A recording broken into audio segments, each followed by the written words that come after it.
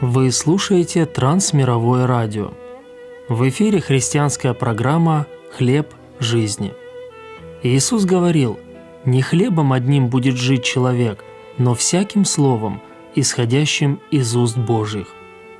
Мы предлагаем пищу для души и приглашаем вместе с нашим гостем окунуться в мир Божьего Слова. Мир вам, уважаемые слушатели! Напоминаю, что наша передача – место ваших встреч с различными служителями церкви, их проповеди о главном, о вечном, о библейском. Надеемся, что время, которое вы проведете с нами, укрепит вашу веру, утвердит надежду, возгреет любовь и ободрит ваше сердце.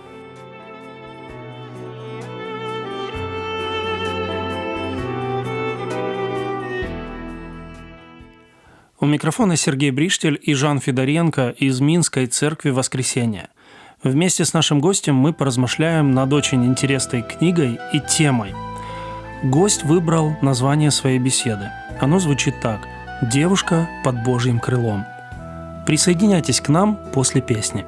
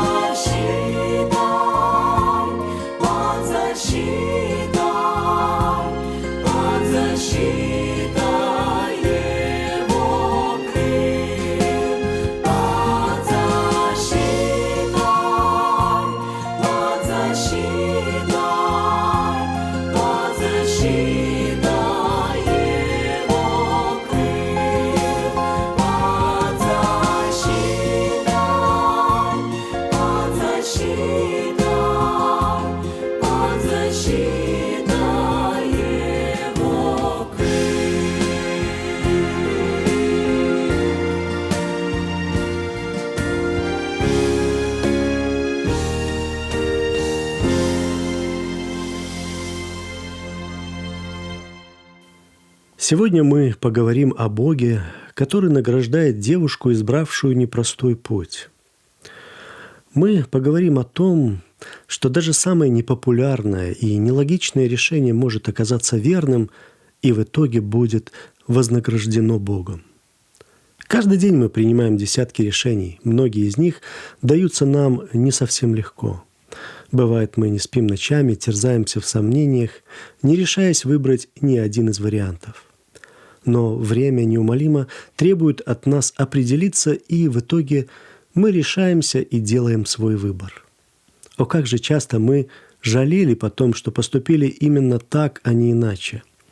Как сокрушались и хотели все переиграть.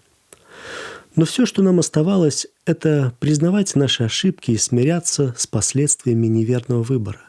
Никто из нас не избавлен от этой участи, мы все будем жить и выбирать. Однако не все-таки страшно, есть решения, в которых мы никогда не проиграем. И даже если другим они покажутся наивными и глупыми, итогом их станет наш триумф и победа. Давайте посмотрим на историю Руфи, которая смогла принять именно такое судьбоносное, верное решение. Первое. Давайте мы посмотрим на потери Руфи. Ее история начинается с ее свекра, еврея, который пришел из Иудеи в Моав. Моавитяне, соседи Израиля, поклонялись идолам Хамасу и Ваал-Фигору, которых они чтили безнравственным богослужением. И, конечно, если бы не тяжелые времена, то ни один еврей не захотел бы и ногой ступить на землю идолопоклонников. Но мы читаем: «В те дни, когда управляли судьи, случился голод на земле, и пошел один человек из Вифлеема Иудейского со своей женою и 2 сыновьями своими жить на полях Моавитских. Имя человека того – Елемелех, имя жены его – Наиминь, а имена 2 сынов его – Махлон и Хелеон. Они были ерафляне из Вифлеема Иудейского. И пришли они на поля Моавитские и остались там». На новом месте был хлеб, и потому они с радостью оставались на той земле. Вот, правда, беды все равно настигли эту семью. Вначале умер Емелех, а затем и 2 его сына. Они успели взять в жены местных женщин, которые овдовели, не оставив детей. В итоге в семье остались одни женщины – свекровь Наиминь и 2 ее невестки – Орфа и Руфь. И здесь важно отметить, что Наиминь, как иудейка, поклонялась Господу, а 2 ее невестки почитали своих богов. И все же родственные узы пока удерживали их вместе. Вместе они решили вернуться на родину свекрови, так как услышали, что голод там закончился. Вот как это событие описано. «И умер Елемелех, муж Наимини, и осталась она с 2 сыновьями своими. Они взяли себе жен из моавитянок, имя одной Орфа, а имя другой Руфь, и жили там около 10 лет. Но потом и оба сына ее, и Махлон, и Хелеон, умерли, и осталась та женщина после обоих своих сыновей и после мужа своего. И встала она со снохами своими, и пошла обратно с полей моавитских, ибо услышала на полях моавитских, что Бог посетил народ свой и дал им хлеб». В итоге женщины оказались в весьма плачевном положении. Без мужчин, без добытчиков, без наследников. Вдовам в те времена было не так просто выйти замуж, а без мужчин в семье трудно было даже прокормить себя. Но что происходит дальше? Руфь принимает непростое решение. Наиминь, ее свекровь, предлагает им оставить ее и вернуться обратно на свою родину. Написано, когда они шли по дороге, возвращаясь в землю иудейскую, Наиминь сказала 2 снохам своим: «Пойдите, возвратитесь каждая в дом матери своей, да сотворит Господь с вами милость, как вы поступали с умершими и со мной. Да даст вам Господь, чтобы вы нашли пристанище, каждая в доме мужа своего». И поцеловала их. Но одни подняли вопль и плакали и сказали: «Нет, мы с тобой возвратимся к народу твоему». Как мы видим, Орфа и Руфь так любили свою свекровь, что не хотели оставлять ее. И это понятно. Наиминь была благочестивой женщиной, и когда она просила девушек вернуться, то в первую очередь заботилась не о своем, а об их благе. Она благословляла их именем Господа и хотела, чтобы они еще раз вышли замуж и родили детей. В итоге Орфа согласилась вернуться, а Руфь все же осталась с ней. Судя по всему, их свекровь неоднократно упрашивала девушек оставить ее, но самой стойкой оказалась именно Руфь.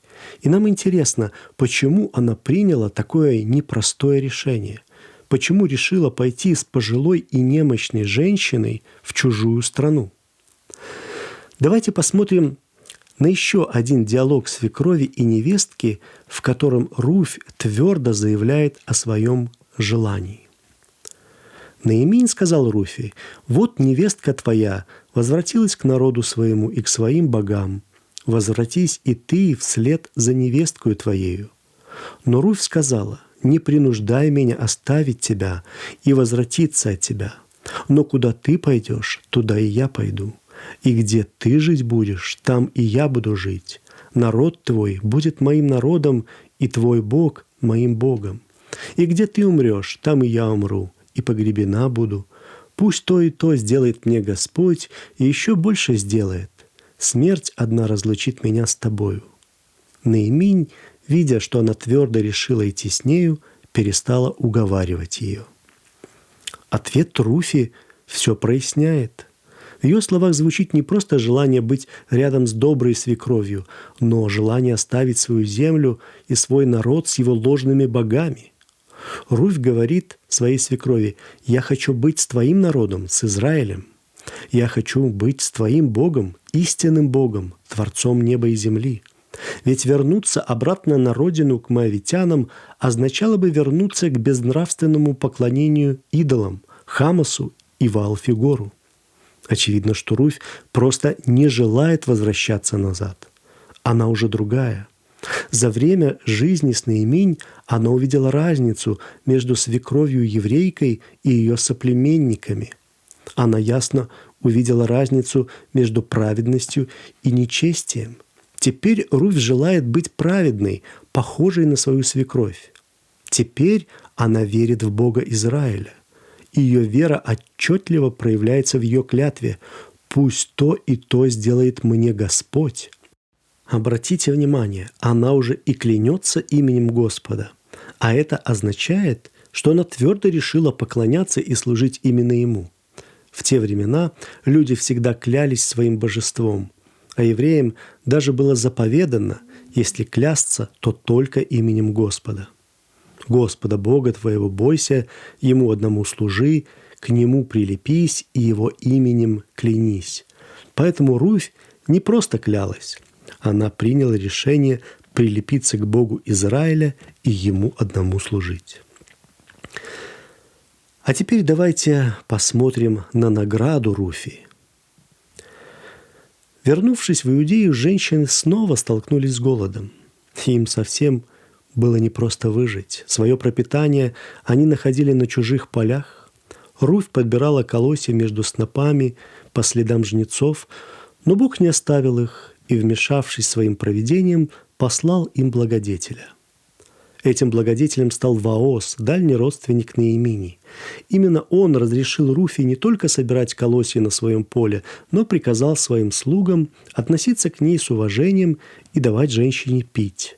Эта встреча и была наградой молодой вдове за ее непростой выбор.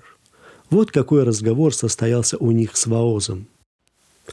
«И сказал Ваос Руфи: послушай, дочь моя, не ходи подбирать на другом поле и не переходи отсюда, но будь здесь с моими служанками. Пусть в глазах твоих будет то поле, где они жнут, и ходи за ними. Вот я приказал слугам моим не трогать тебя. Когда захочешь пить, иди к сосудам и пей, откуда черпают слуги мои». Она пала на лицо свое и поклонилась до земли и сказала ему: «Чем снискала я в глазах твоих милость, что ты принимаешь меня, хотя я чужеземка?» Ваос отвечал и сказал ей: Мне сказано все, что ты сделала для свекрови своей по смерти мужа твоего, что ты оставила твоего отца и твою мать, и твою родину, и пришла к народу, которого ты не знала вчера и третьего дня. Да воздаст Господь за это великое дело. Да будет тебе полная награда от Господа Бога Израилева, к которому ты пришла, чтобы успокоиться под его крыльями».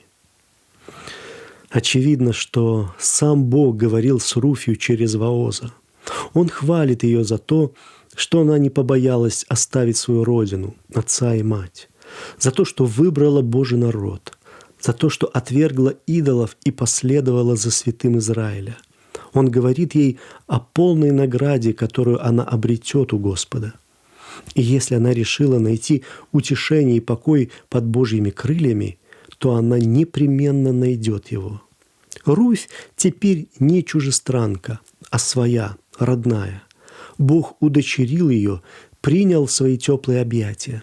А значит, Он защитит и благословит свое дитя. Так все и случилось. Написано: «И взял Вооз Руфь, и она сделалась его женою. И вошел он к ней, и Господь дал ей беременность, и она родила сына. Соседки нарекли ему имя и говорили: у Наимини родился сын, и нарекли ему имя Авид. Он отец Иисея, отца Давидова». Руфь стала женой Вооза, а их сын Авид стал дедушкой великого царя Давида, в роду которого по Божьему обещанию был рожден Мессия. Итак, наша Руфь вошла в родословную самого Христа. Чужестранка, вдова и не имеющая ничего стала супругой, матерью и праведницей. Она стала частью великой истории спасения, которую принес на землю Божий Сын. А лучшим для себя она не могла и мечтать. А теперь давайте поговорим о практических уроках этой истории. Эта история может многому нас научить. Но в первую очередь она указывает нам на Бога, который никогда не оставляет тех, кто ради Него совершает свой нелегкий выбор. Итак, урок первый. Быть рядом с теми, кто поступает праведно. Руфь и Орфа хотели остаться со своей свекровью не просто так, а потому что полюбили ее. В ней они видели пример доброты, чистоты и святости. Наиминь была Божьей женщиной, и когда Руфь поняла это, то решила быть рядом с ней. Она всегда следовала советам своей свекрови, и Бог благословил ее. Так и нам стоит искать тех, кто приносит добрый плод мира и радости. Нам надо искать святых Божьих людей, чтобы иметь тесное общение с ними, учиться у них, помогать им. Так поступая, мы непременно найдем и самого Бога. Урок второй. Есть только одна истина и один Божий народ. У Руфи на родине были свои боги и идолы, но она приняла решение оставить их. И видно, что для нее это осознанный выбор. Вера моавитян совсем не была похожа на веру евреев. И когда Руфь это поняла, то решительно отвергла заблуждение своих отцов. Она предпочла истину и присоединилась к святому народу. И для нас истина должна быть важнее наших семейных, родственных и общественных связей. Если мы любим Божью истину, она неизбежно должна привести нас в Его дом, церковь Его Сына Иисуса Христа. Урок третий. Решение в пользу Бога не всегда простое. Когда Руфь решила покинуть свой народ и идолов, то наверняка нажила себе много врагов. Ее родные определенно воспринимали ее как предательницу веры отцов. Мало того, идти в чужую страну с пожилой женщиной, где нет ни работы, ни пропитания, было совсем неразумным решением. И все же Руфь принимает его. Она твердо верит, что Бог стоит всех ее потерь и трудностей. Она смогла дойти до конца, потому что верила. Лучше умереть со святым Богом, чем жить в сытости с нечистыми идолами. И для многих из нас выбрать Бога и стать христианином будет непростым решением. Урок четвертый. Бог всегда вознаграждает наш выбор в Его пользу. Творец не забыл чужестранку Руфь. Он щедро благословил ее. Дал ей супруга, сына, достаток, доброе имя в Израиле. Все беды остались позади. Мало того, она стала частью родословной нашего Господа и Спасителя. Он не стыдится ее, моавитянки.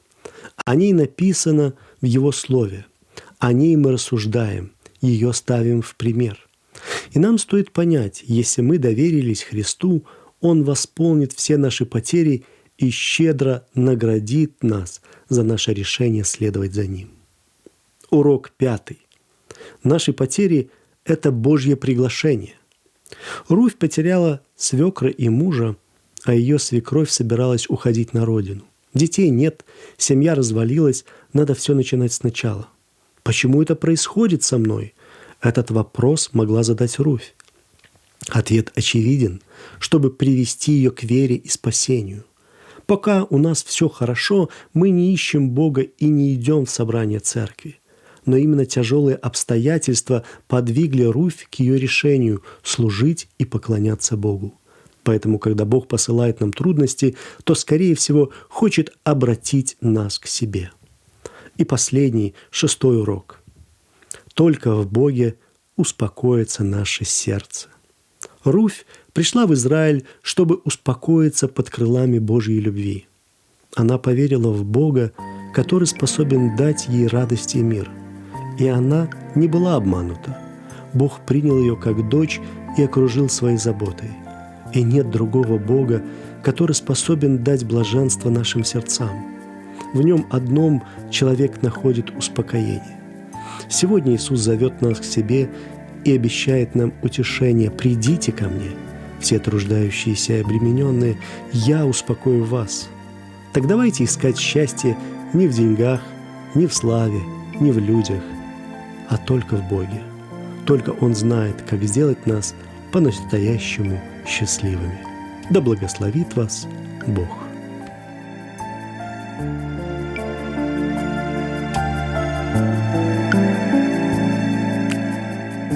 Господи, а я и не ждала, не решалась и не смела ждать. Далеко надежду убрала, но Ты снова дал мне благодать. Господи, Ты отодвинул прочь страхи и сомнения мои. По-отцовски обратился дочь. Не позволь надежде быть вдали. Ты один мой Бог. Ты один мой Царь. Ты Спаситель благой.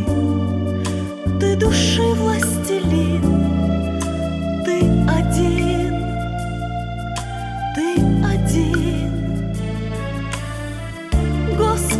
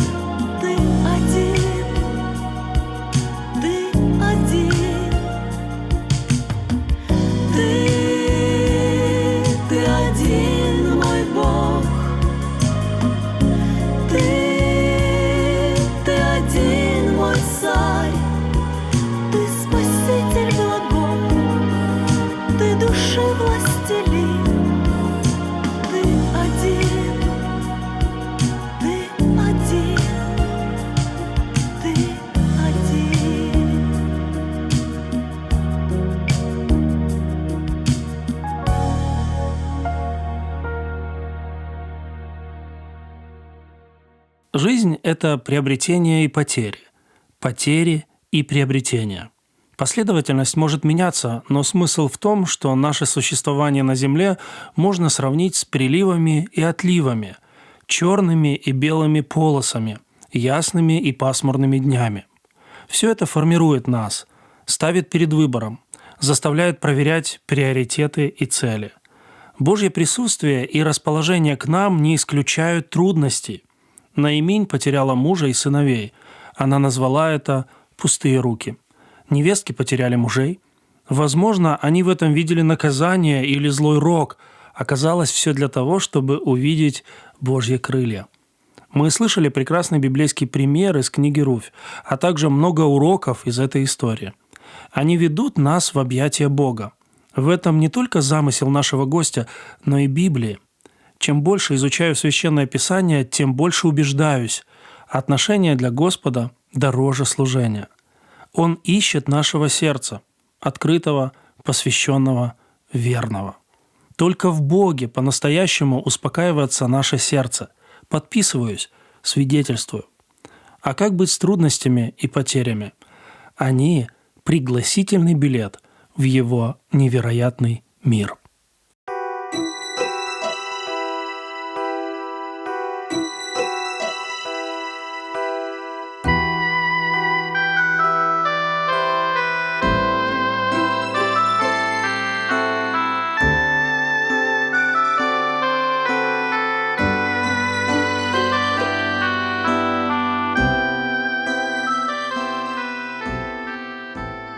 На этом наша сегодняшняя передача подошла к концу. С вами были Сергей Бриштель, звукооператор Олег Крупко и наш гость Жан Федоренко. Пожалуйста, направляйте свои отзывы и пожелания по адресу Трансмировое радио, передача «Хлеб жизни», абонентский ящик 45, индекс 224-020, город Брест 20, Беларусь. Присоединяйтесь к нам каждую субботу с 22:00 по минскому времени. Напоминаю, мы в эфире на средних волнах, частота 1035. Слушайте нас в интернете twr.fm и на ютубе TWR Беларусь. Пишите на адрес электронной почты rmtwr.by@gmail.com. Звоните. В будние дни с 10 до 18, код страны 8 10 375, код города 162, телефон 32 10 68. До следующих встреч и Божьих вам благословений.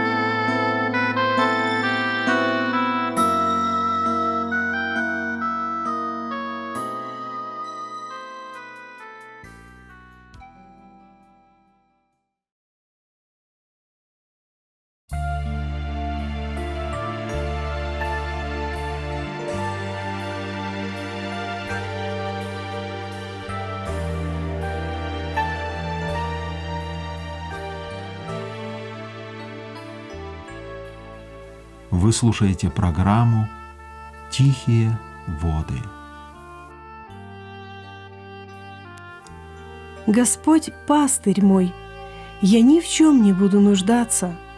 Он покоит меня на злачных пажитях и водит меня к водам тихим, подкрепляет душу мою, направляет меня на стези правды ради имени Своего.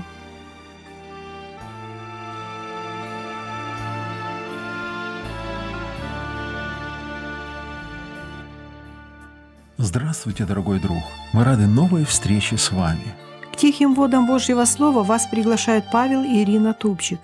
Тема нашей программы – 1 из 10. На языке математики 1 из 10 – это 1/10. Возможно, кто-то уже представил себе дробь, в верхней части которой находится единица, а в нижней – десятка. Или же в десятичной форме, где единица находится после нуля с запятой. 1/10 – это немного, в 10 раз меньше исходного числа. Но мы сегодня будем говорить не о математике, а о благодарности. О том, как 1/10 соотносится с этой темой, мы поговорим после песни.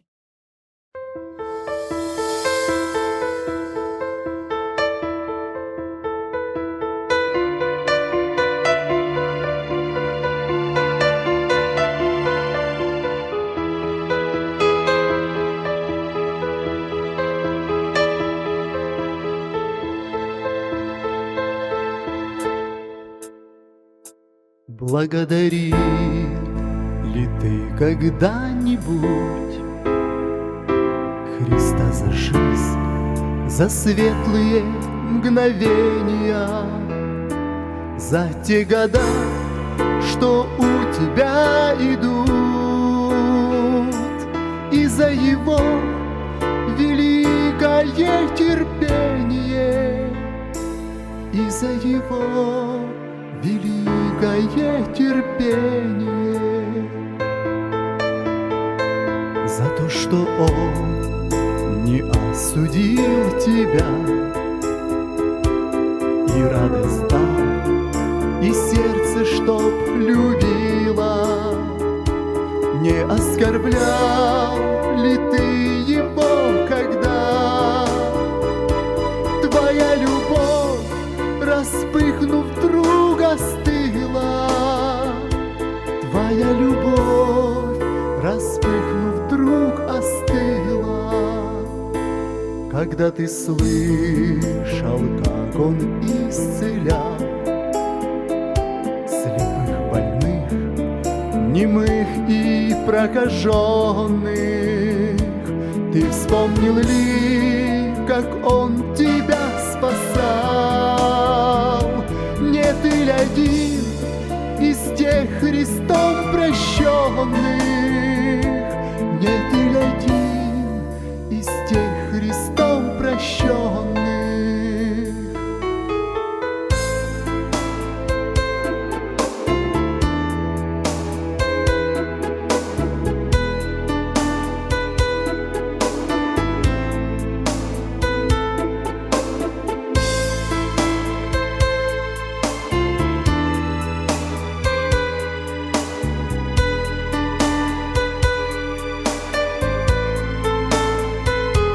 Благодари ли ты Христа за то, что Он был распят за тебя толпою? Он дал тебе для жизни вечной все. Благодарил ли ты Его с мольбою? Благодарил ли ты Его с мольбою? Благодарил ли ты Его с мольбою? Благодарил ли ты Его с мольбою?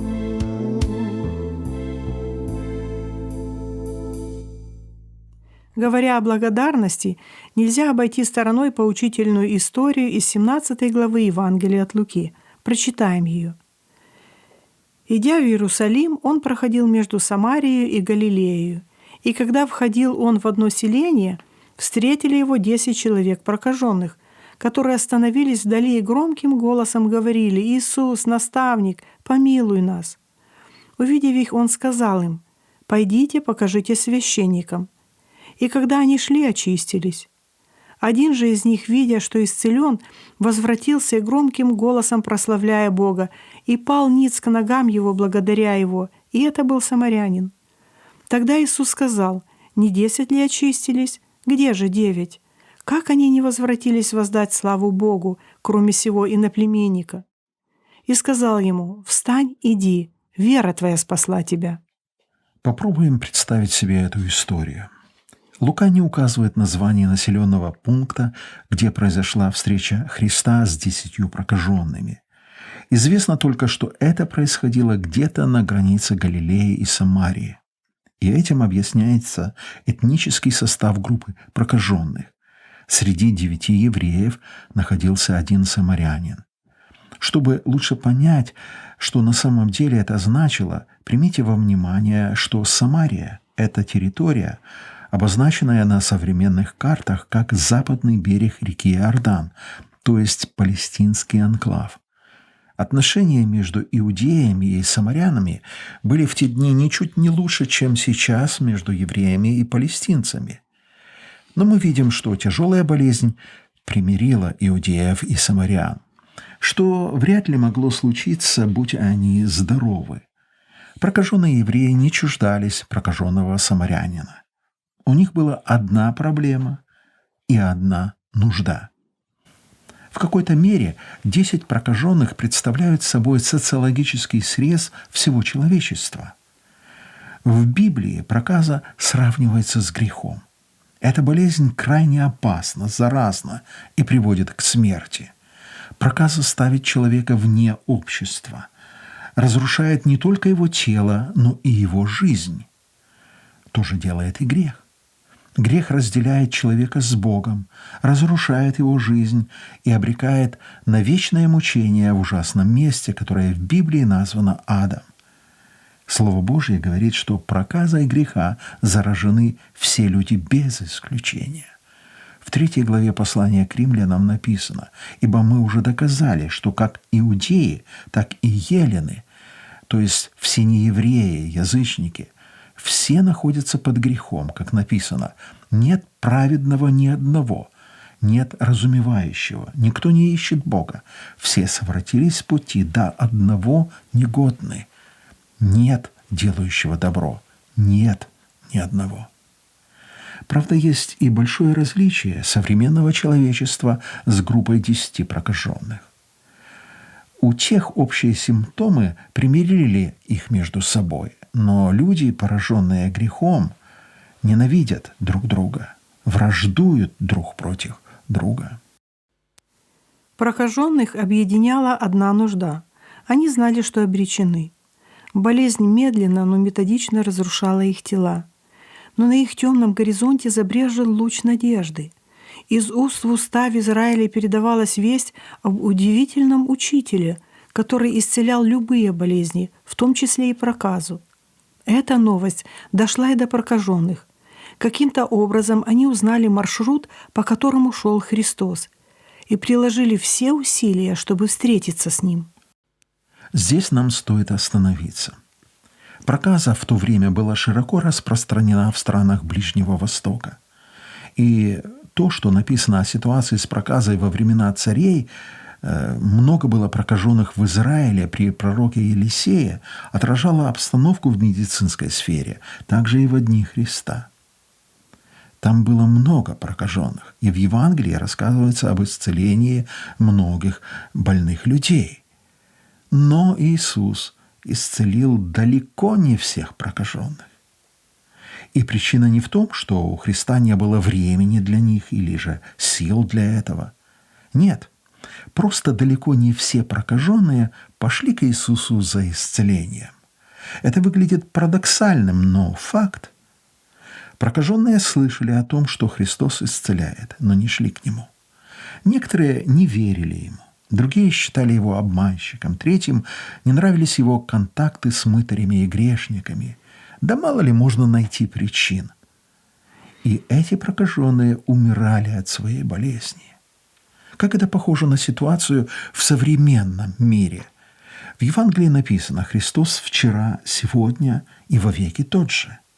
И сегодня Он может благовествовать нищим, исцелять сокрушенных сердцем, проповедовать пленным освобождение, слепым прозрение, отпустить измученных на свободу. Христос имеет право прощать грехи, и это подтверждено многими людьми, которые испытали на себе силу Иисуса Христа, которые получили от Него очищение, прощение грехов и новую жизнь. Апостол Павел пишет о себе: «Верно и всякого принятия достойное слово, что Христос Иисус пришел в мир спасти грешников, из которых я первый». Верно и всякого принятия достойно. Да, Христос исцелил многих, но не всех грешников.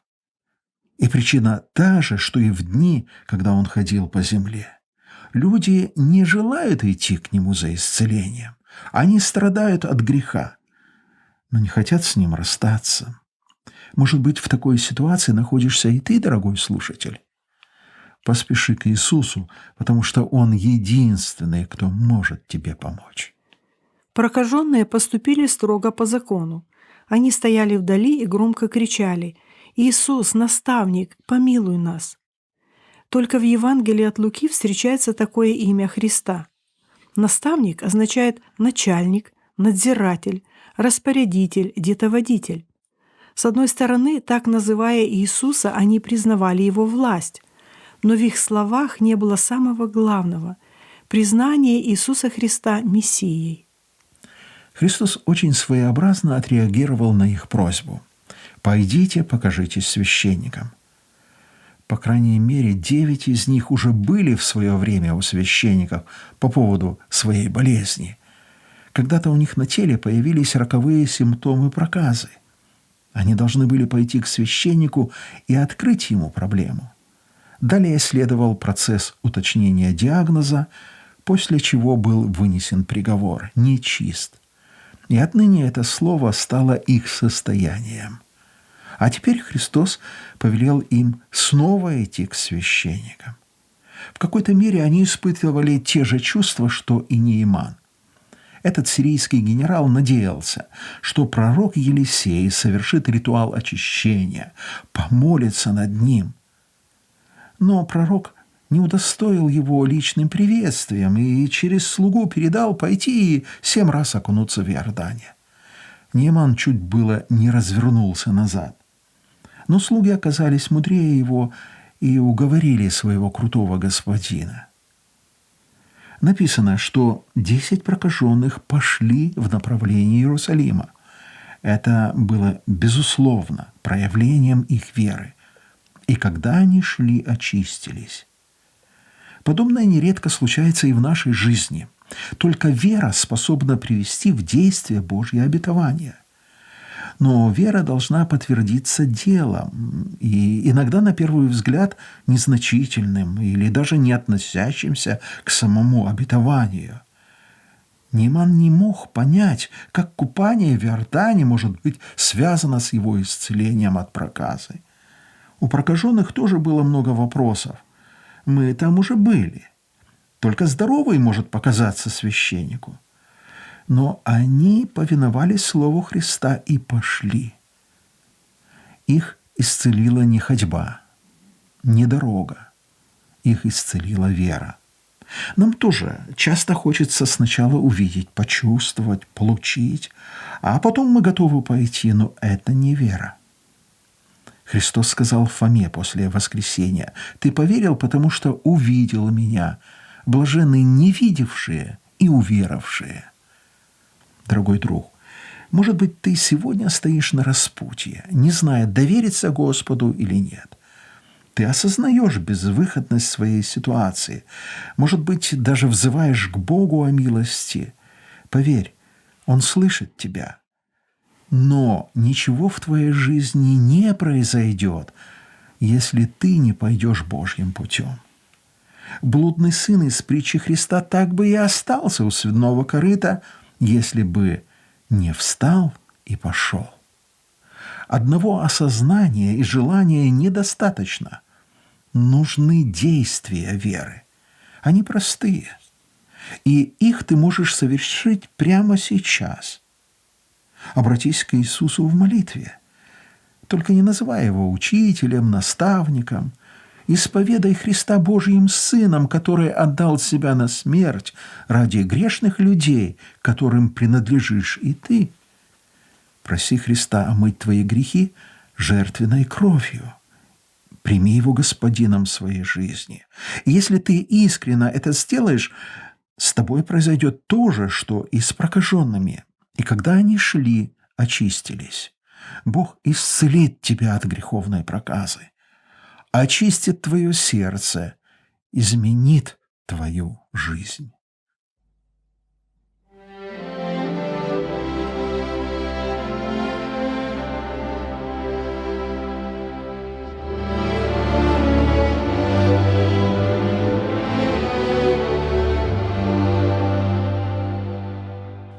Итак, 10 прокаженных скрылись за поворотом. Мы не знаем, далеко ли они ушли, но через некоторое время на дороге показался бегущий человек. Один же из них, видя, что исцелен, возвратился, громким голосом прославляя Бога, и пал ниц к ногам Его, благодаря Его, и это был самарянин. В рассказе об исцелении 10 прокаженных есть не только урок веры. Эта история заставляет нас задуматься о благодарности. Не думаю, что 9 исцеленных евреев не были благодарны Иисусу. Они спешили в Иерусалим, чтобы засвидетельствовать, что они здоровы, и получить право вернуться к своим семьям. Их волнение легко понять.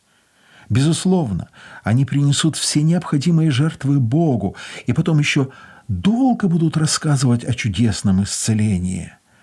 Вот только о том, чтобы вернуться и поблагодарить наставника, у них мысли не возникло. Оказывается, Христос ждал их. Глядя на самарянина, который кланялся и благодарил его, Христос спросил, не 10 ли очистилось, а где 9? Как они не возвратились воздать славу Богу, кроме этого иноплеменника? Где остальные? Кажется, этот палестинец понял что-то большее, чем его коллеги по болезни и счастливому исцелению. Он понял, кто исцелил его, и вернулся, чтобы воздать славу не просто наставнику, а Богу.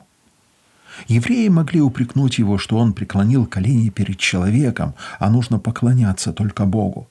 Но он именно это и делал, причем сознательно. Такая вера привела его не только к исцелению от болезни, но и к воскресению его души. Христос сказал: «Встань, иди, вера твоя спасла тебя». Тут есть о чем задуматься и нам. Мы много просим у Бога и имеем много ответов от Него. Разве не так? Но что происходит дальше? Очень часто, можно даже сказать слишком часто, мы довольны спешим в храм показаться священником. Мы рады Божьим ответам, благодарим Его, но где-то в глубине души. Другое дело просьбы. Тут мы часами можем стоять на коленях, умоляя Бога решить наши проблемы. Просьбы у нас всегда конкретные, а благодарности вскользь и в общем. Да, потом мы будем рассказывать, как Бог нам помог, ставя акцент на слове «нам», чтобы впечатлить собеседников особенным расположением Бога. Но возвращались ли мы ко Христу, чтобы воздать Ему славу, чтобы побыть у Его ног и выразить Ему сердечную благодарность за помощь? Или на это, как всегда, нет времени? Или не знаешь, что сказать? Но ведь с просьбами таких проблем нет. А Иисус ждет. Не 10 ли очистились? Почему по дороге бежит только один? Почему мы бываем такими скупыми на благодарность? И Богу, и людям. Может быть, нам кажется, что благодарить должны те, кому Бог помог в критических ситуациях. Например, 10 прокаженных, прозревшие слепые, выжившие при авиакатастрофе и так далее. Но разве не больше? Бога должны благодарить те, у которых не было в жизни таких трагедий. Кто не болеет неизлечимой болезнью, кто видит, кто каждый день имеет хлеб на столе и спит в теплой постели. В 5 главе 1 послания к фессалоникийцам находятся простые слова: «За все благодарите». Чаще всего, когда готовишь проповедь, подыскиваешь в Библии подходящие к теме тексты. Но когда я размышлял о том, за что я должен благодарить Бога, этот текст сам нашел меня.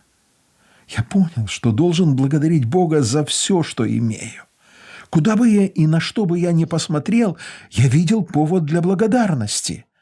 За жизнь, здоровье, семью, служение, работу, средства для жизни, теплую воду в душе, хлеб насущный. Слава Богу за все в моей жизни. Да, мне не всегда получается так, как я хочу, но всегда так, как надо. Важны не только слова благодарности. Господь особенно ценит благодарные сердца. Это сердца, осознающие свою зависимость от Бога, видящие проявление Божьей милости буквально во всем. Это сердца, из которых непрестанно изливается благодарное прославление Бога. Благодарность – это выражение признательности и зависимости от Бога, признание Его исключительной заслуги в решении проблемы. В отношении этого у нас есть иногда вопросы. Точно это Бог помог или все же счастливый случай? То, как мы благодарим Бога, свидетельствует о нашей вере в Него. Однажды, когда наши дети были еще маленькими, резко заболел старший сын. Дочь, которая моложе его на 3 года, очень переживала за брата. Я предложил ей помолиться. Она с готовностью стала на колени, и мы просили Иисуса исцелить братика. Через несколько часов мальчику стало лучше, и они снова могли вместе играть. Я спросил ее: «Ну как, ему уже легче?» «Да, он уже не болеет», — радостно сказала она. «А помнишь, мы просили Иисуса исцелить его? Давай теперь поблагодарим Его за помощь». И девчушка смотрела на меня широко раскрытыми глазами, и в них я видел смущение. Кто помог брату, Иисус или мама? Я постарался объяснить дочери, что Иисус помогает и через заботы людей, но без Него все усилия будут напрасными, и потом мы помолились.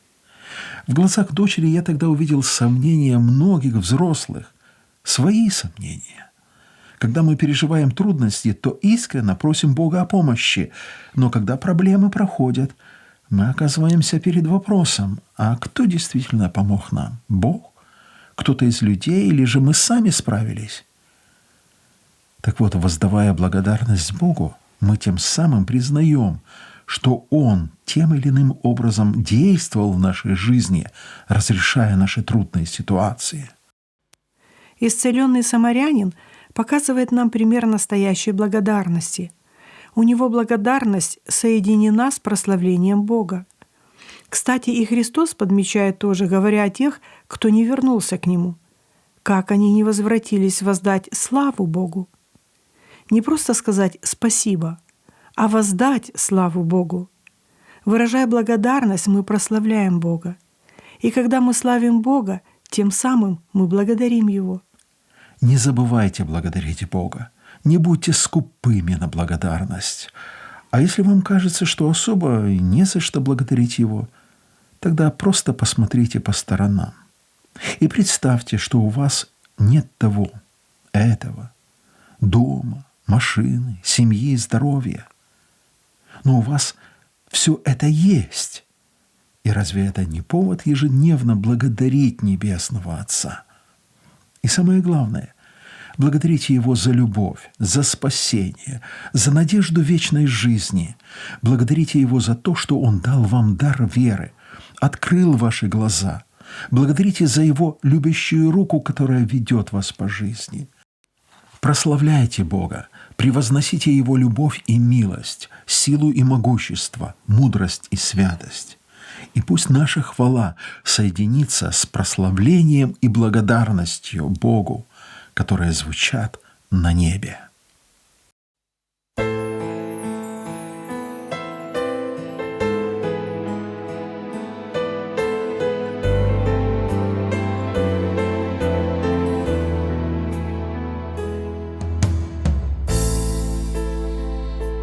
Иисус сказал: а где же 9? Не 10 ли очистилась? Что самарянин мог ответить перед Христом?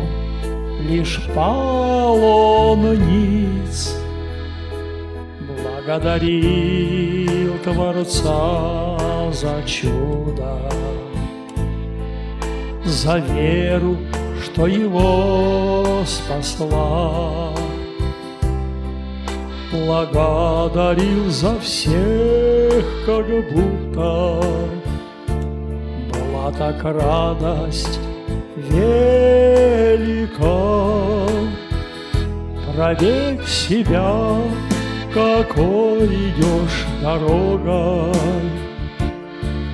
Не тот ли ты один из 9? Благодаришь ли каждый день ты Бога, когда Его встречаешь на пути? Благодаришь ли каждый день ты Бога, когда Его встречаешь на пути? Когда глаза откроешь утром, за все Творца благодари. Благодарением минутным зажжешь огонь в своей груди, и Бог всегда с тобой пребудет. Там, где есть радость и есть беда, своих детей Он не разлюбит, их не оставит никогда. Проверь себя, какой идешь дорогой. Не тот ли ты один из 9? Благодаришь ли каждый день ты Бога, когда Его встречаешь на пути? Благодаришь ли каждый день ты Бога, когда Его встречаешь на пути? Иисус сказал: а где же 9?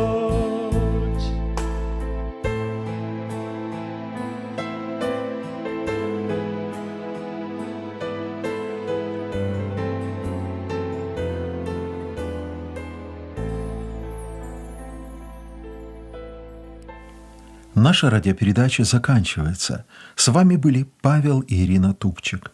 Свои вопросы, отзывы и пожелания направляйте, пожалуйста, по адресу: программа «Тихие воды», почтовый ящик 45, индекс 22 40 20, город Брест 20, Республика Беларусь.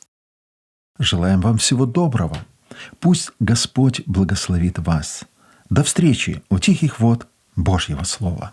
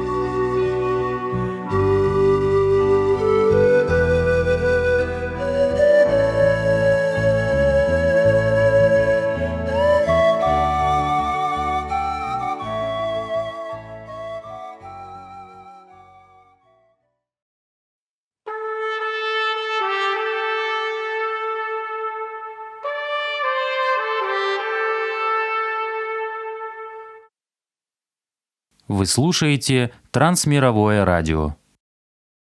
В эфире программа «Слово на сегодня».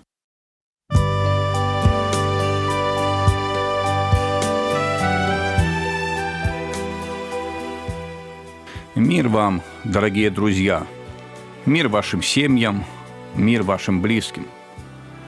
Это пожелание сегодня представляется особенно ценным и дорогим.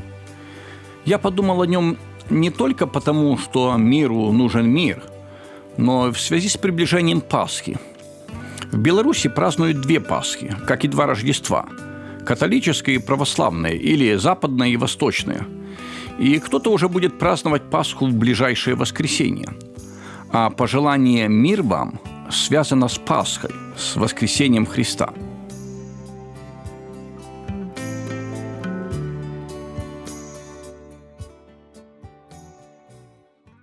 Прочитаем Евангелие от Иоанна, глава 20, стих 19. «В тот же первый день недели вечером, когда двери дома, где собирались ученики его, были заперты из опасения от иудеев, пришел Иисус и стал посреди и говорит им: «Мир вам». Мы представляем, в каком состоянии были ученики после распятия и погребения Христа. Они уже услышали новость о пустой гробнице, но уверенности не было. К тому же приходилось скрываться из-за опасения гонений. И в это время через запертые двери приходит Иисус и приносит с собой мир. Сегодня многие люди, как предсказал Иисус, пребывают в состоянии уныния, недоумения, теряют жизненную энергию от страха бедствий, грядущих на Вселенную. Евангелие от Луки, 21 глава, 25-26 стихи. В других переводах используются слова «трепет и отчаяние», «смятение», «растерянность», а также выражение «будут изнемогать от страха», «ослабеют от страха и ужаса», «оцепенеют от страха», «будут терять сознание от страха», «обезумеют от страха в предчувствии грядущих событий». Одна из перечисленных эмоций – уныние. Это состояние апатии и подавленности, настроение, при котором человек не заинтересован своим положением и происходящим вокруг, может быть, не в состоянии исполнять свои жизненные обязанности. Она сопровождается общим упадком сил. А есть еще страх. Он приходит в ситуации угрозы существования человека. Он ощущается как тревога, беспокойство и душевное смятение, ожидание какого-то события, которое трудно прогнозировать и которое может угрожать неприятными последствиями. Что, если к нам придет война? Что, если меня заберут в армию? Что будет, если закроют границы? Много страхов. Страх заставляет принимать поспешные решения, переезжать, что-то срочно продавать или покупать, менять деньги, даже когда это не нужно делать. Страх может убить и душу, и тело. Есть древняя легенда о шедшей в город чуме. Встретивший ее человек спросил, что она собирается делать. «Забрать жизнь у 1000 человек», — ответила чума.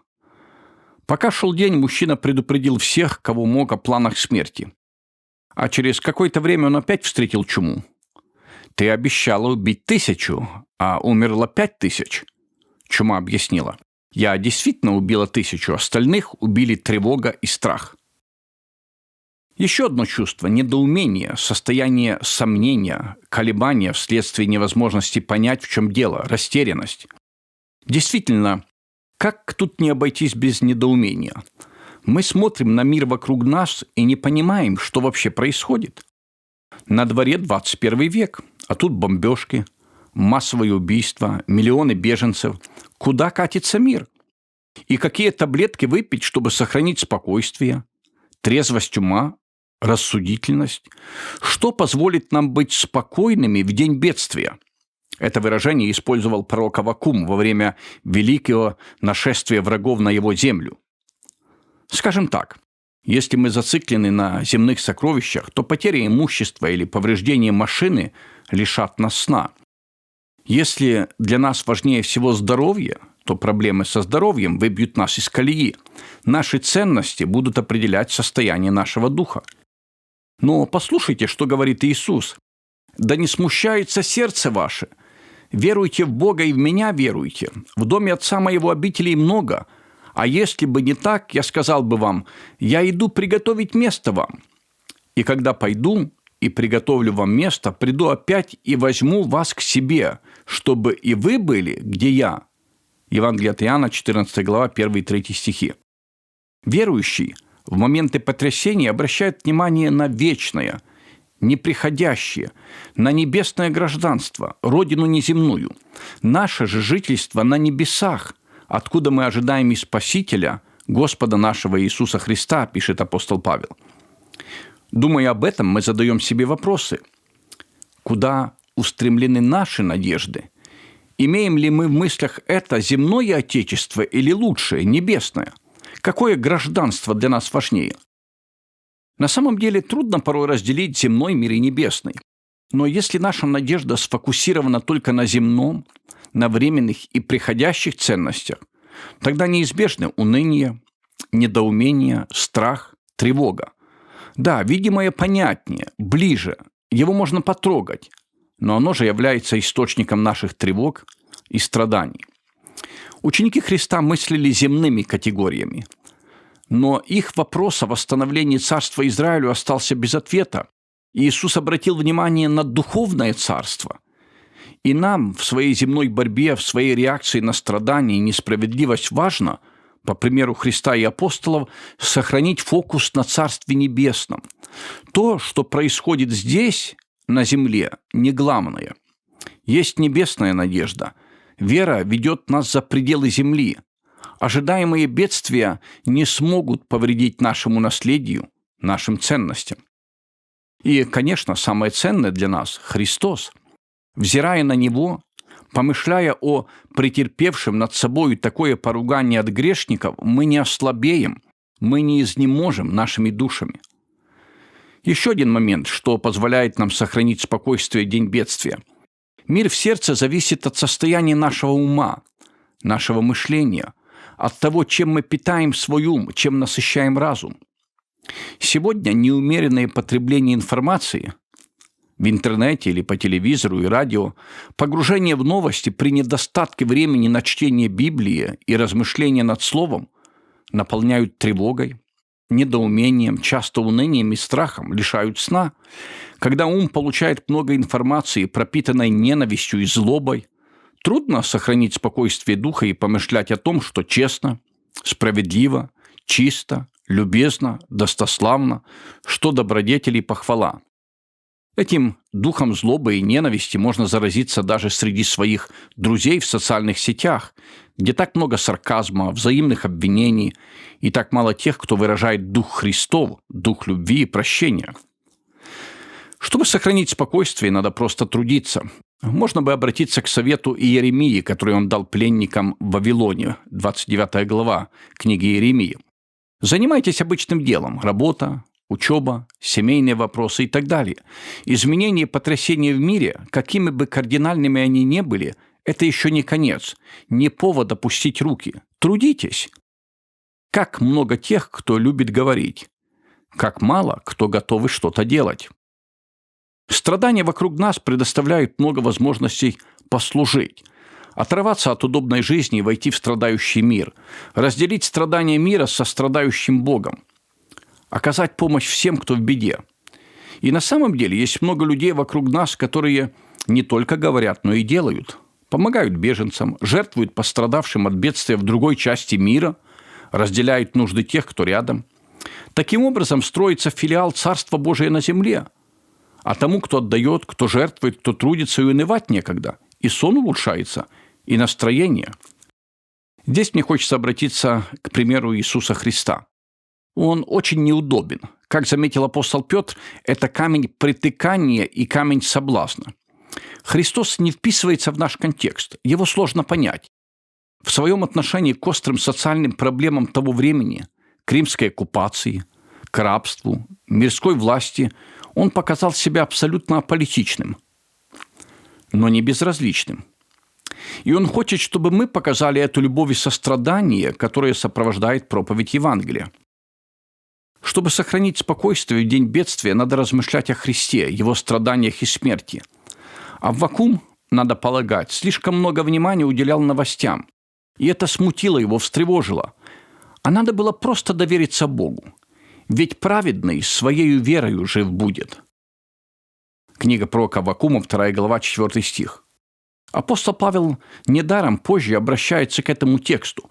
Он протягивает ниточку ко Христу, показывает, что без спасения по вере в Иисуса Христа мы не будем иметь жизни с избытком, полноты радости и счастья.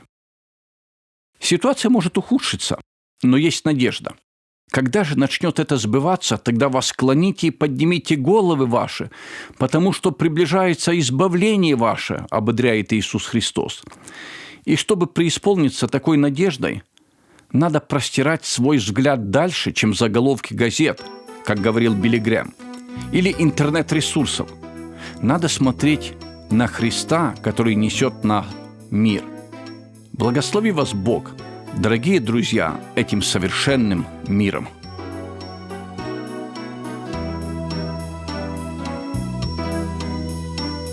Мы ходим по миру в искании счастья, но в мире его не найти. Не раз нас встречали ветров злых ненастья на жизненном кратком пути. Казалось, счастливый тот призрак летел мимо наших ворот. Но быстро растаял веселья призрак, прервал свой недолгий полет. Все это давно для меня уже не ново, я много пролил горьких слез. Пока сердцем понял, что счастье основой средь бурь может быть лишь Христос. Все это давно для меня уже не ново, я много пролил горьких слез. Пока сердцем понял, что счастье основой средь бурь может быть лишь Христос. Покативший щеку оросила, по ней проложив тонкий путь. И туча большая вдруг солнце закрыла, давая познать горе суть. С тех пор для меня не страшны стали беды, со мной пребывает Господь. Он кровью своею достигнул победы, мучениям предав свою плоть. Все это давно для меня уже не ново, я много пролил горьких слез. Пока сердцем понял, что счастье основой средь бурь может быть лишь Христос. Все это давно для меня уже не ново, я много пролил горьких слез. Пока сердцем понял, что счастье основой средь бурь может быть лишь Христос.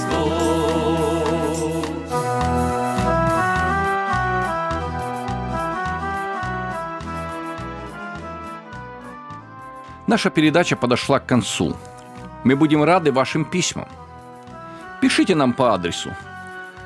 Программа «Слово на сегодня», почтовый ящик 45, индекс 224-020, Брест, Беларусь.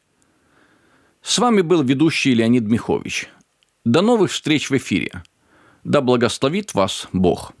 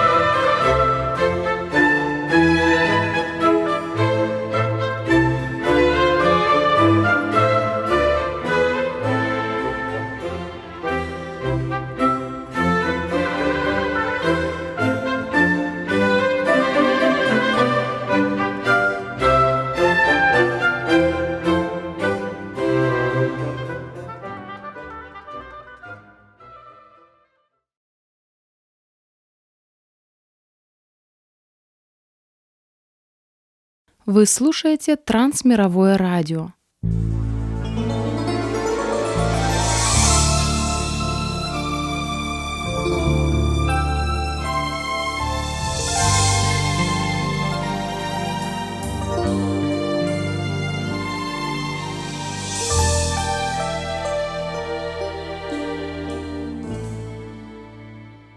В эфире программа для женщин «Суламита».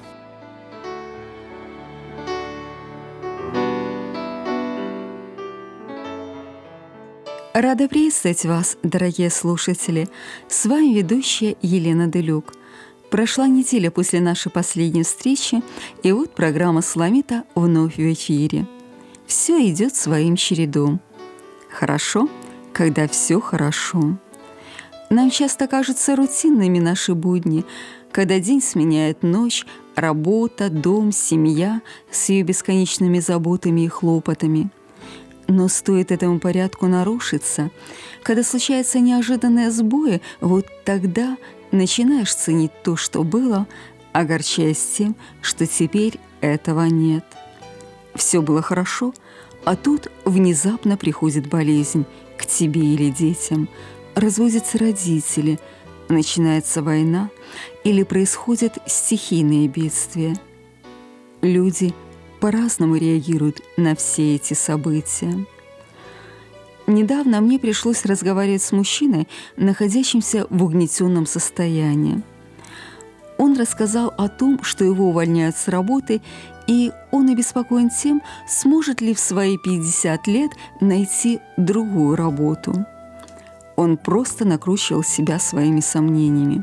Рассказывал о том, что его семья и так еле сводит концы с концами, и он переживает, что будет делать, если дойдет до того, что будет совсем нечего кушать, ведь даже участка земли у них нет, приходят даже мысли уйти из жизни.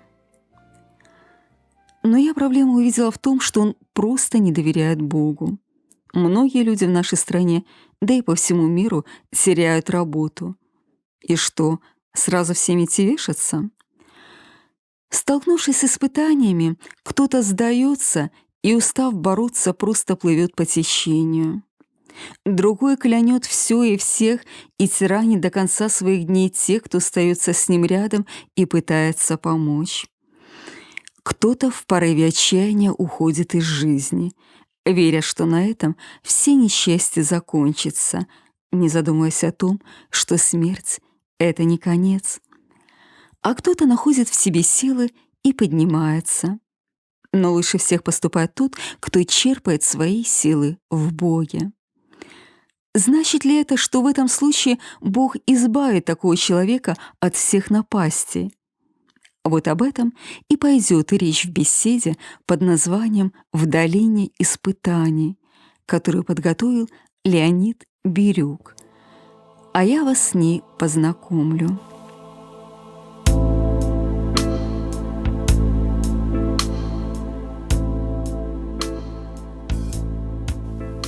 Непроста человеческая жизнь. За долгие годы мы переживаем немало приятных моментов, но часто приходится проходить через испытания и трудности. Кто-то сравнивает себя с другими. А вот тот легко отделался, а я в подобных же обстоятельствах прошел по полной. Почему происходит так, а не иначе? Этот вопрос волнует многих. Ответы находим в Слове Божьем. В 11 псалме читаем, что о том же рассуждает Давид. «Объяли меня болезни смертные, муки адские постигли меня. Я встретил тесноту и скорбь. Тогда призвал я имя Господне: Господи, избавь душу мою». И поскольку скорби приходят в жизнь каждого, то невольно возникает вопрос, чего мы должны просить у Бога: избавления от испытаний или поддержки, чтобы достойно их пройти?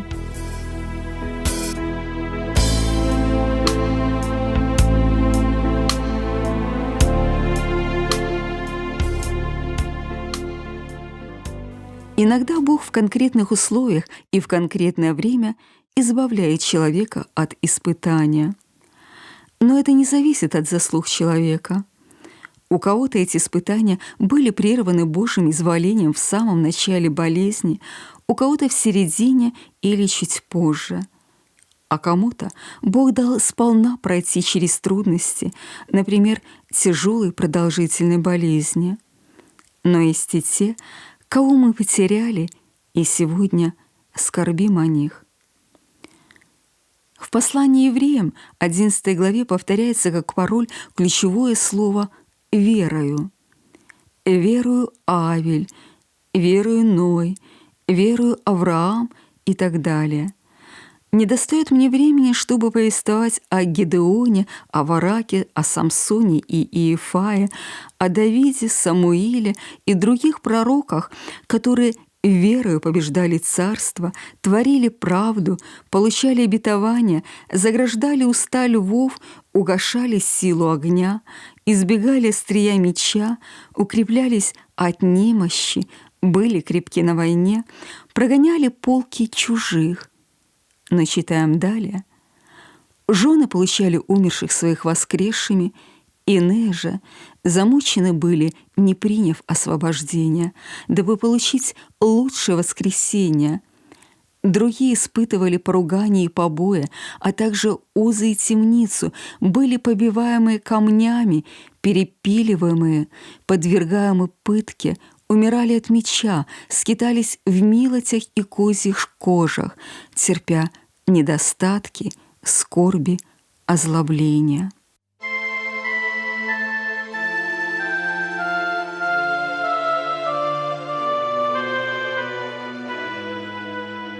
В одной и той же главе мы читаем о двух категориях героев веры. Первая категория – победители, вторая – мученики за Христа. Причем имена мучеников, в отличие от победителей, даже не упоминаются в этой главе. И Писание показывает нам, что в этом нет противоречия. Поэтому не случайно в одной главе говорится о том, что людей, проходящих испытания и преодолевающих трудности, ждут различные судьбы. И, конечно, возникает вопрос, а нужно ли молиться об избавлении от испытаний, если на это есть Божье изволение? Ответ – да. Нужно молиться, чтобы не коснулась язва, чтобы болезнь обошла стороной, чтобы бедствие не причинило вреда. Но в чем кроется проблема? Мы должны верить не в избавление, а в избавляющего Бога. Почему это так важно? У всех нас были, согласитесь, такие обстоятельства, когда мы молились о том, чтобы болезнь прошла стороной, а она не прошла. Мы молились о том, чтобы не было потерь, а они были. Поэтому, если мы основываем наши отношения с Богом только на возможности избавления, а оно не приходит, то возникает разочарование, обида на Бога, даже злость и негодование. И жизненный опыт говорит, что иногда приходит даже отступление. Поэтому вера в Бога должна быть и в ожидании избавления, и во время его отсутствия.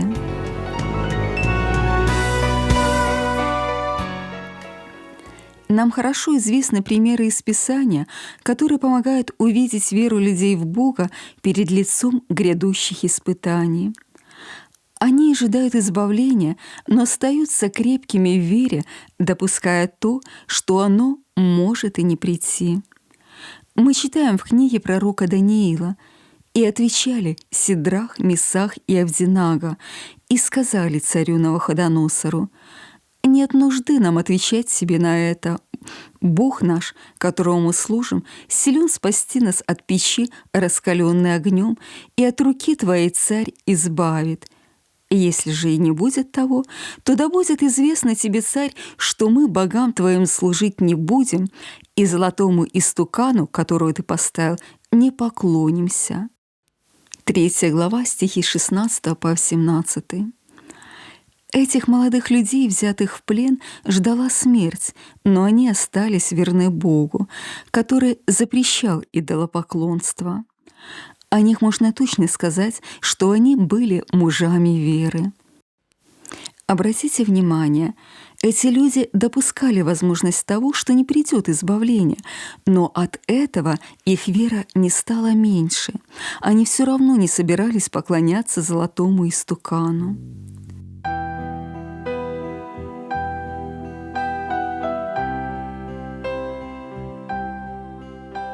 Часто мы цитируем еще одно место из Священного Писания, когда говорим о непоколебимой вере. Это текст из книги пророка Аввакума. «Хотя бы не расцвела смоковница, и не было плода на виноградных лозах, и маслина изменила, и нива не дала пищи, хотя бы не стало овец в загоне и рогатого скота в стойлах, но и тогда я буду радоваться о Господе и веселиться о Боге спасения моего. Господь Бог — сила моя, Он сделает ноги мои, как у оленя, и на высоты мои возведет меня». 3 глава, стихи 17 по 19.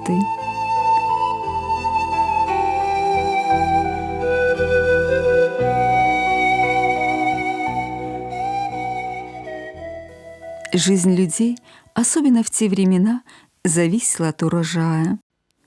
И люди всегда молились, чтобы саранча не пожрала того, что произрастало на полях, чтобы было достаточно дождя и обошел стороною южный испепеляющий ветер. Писание говорит, что такую молитву всегда слышал Господь. Но Аввакум утверждает: даже если избавление не придет, то все равно я буду веселиться о Господе, я пройду это испытание. Господь Бог — сила моя. И сегодня в нашей ситуации мы тоже можем сказать: Господь — сила моя, когда Он избавляет меня от испытаний, болезней, и в то же время Господь Бог — сила моя, когда мне все же придется пройти это испытание. Куда бы мы ни ехали, куда бы ни бежали, везде есть проблемы, везде есть печали, а все потому, чтоб мы понимали, мы здесь ненадолго, мы жители рая. Так может потому и приходят печали, чтобы мы с тобой о небе скучали, чтобы всей душой стремились в небеса, куда не постучится больше беда. Так может потому и приходят печали, чтобы мы с тобой о небе скучали, чтобы всей душой стремились в небеса, куда не постучится больше беда. Когда есть проблемы, когда есть печали, мы в громкой молитве к Иисусу взывали. Продолжение беседы вы услышите в следующий раз. Программа выйдет в эфир ровно через неделю в это же время и на этой же волне. Программа подготовлена по материалам женского христианского журнала «Надежда для тебя». Свои отзывы на нее вы можете присылать по следующему адресу. Программа «Суламита», абонентный ящик 45, индекс 224020, город Брест 20, Беларусь. Будем ждать ваших писем. Напоминаю вам, что программы Трансмирового радио можно слушать и в интернете на сайте twr.fm. А теперь я прощаюсь с вами. Божьих вам благословений.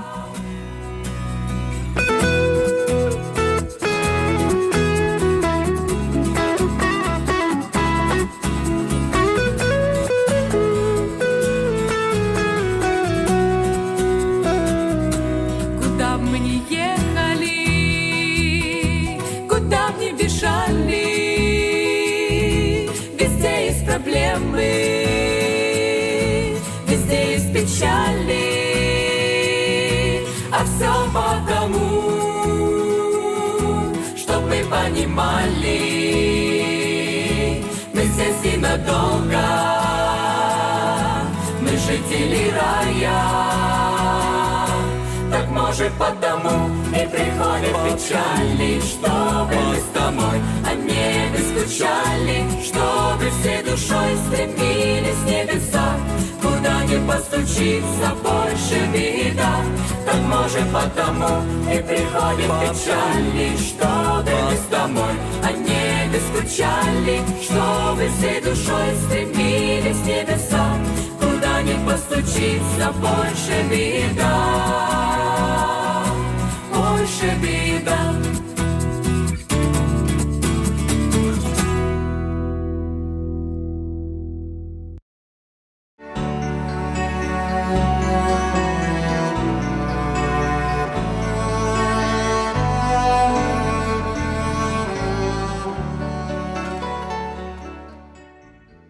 Вы слухаете Трансусветное радыё. У эфіры хрысціянская праграма «Голас друга». Да святой крыніцы чысціні кліча голас друга з вышыні. Голас гэты верай незямною засяляе шчыра кожны дом. Слухай голас друга ўсёй душою, і душа напоўніцца святлом. Прапануем перадачу з раздзелу «Пытанне да кожнага».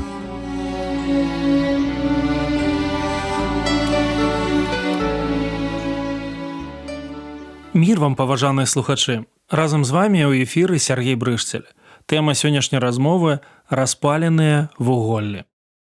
Давайте прачытаем адзін тэкст з паслання апостола Паўла да рымлянаў, 12 раздзел, вершы з 17 па 21.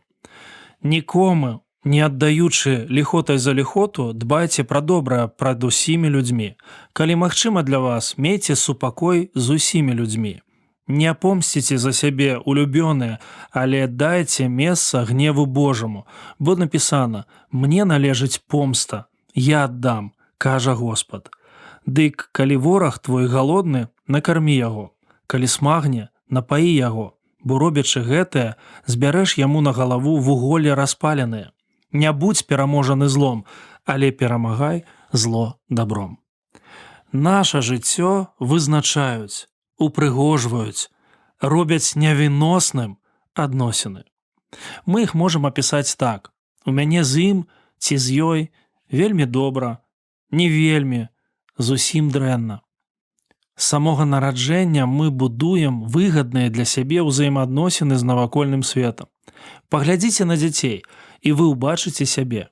Немаўля, не паспела нарадзіцца, а яно ўжо ўмее крывіць у крыўдзе губкі. Дзіця ведае, варта пагарлапаніць, і яго мама пакорміць ці возьме на рукі. Колькі разоў даводзілася назіраць такую карціну: істэрыка ў краме, кіндер, шакаладка-цацка ў руцэ. Старэйшыя дзеці ведаюць, як у розных формах паказваць незадаволенасць, пляскаць дзвярыма.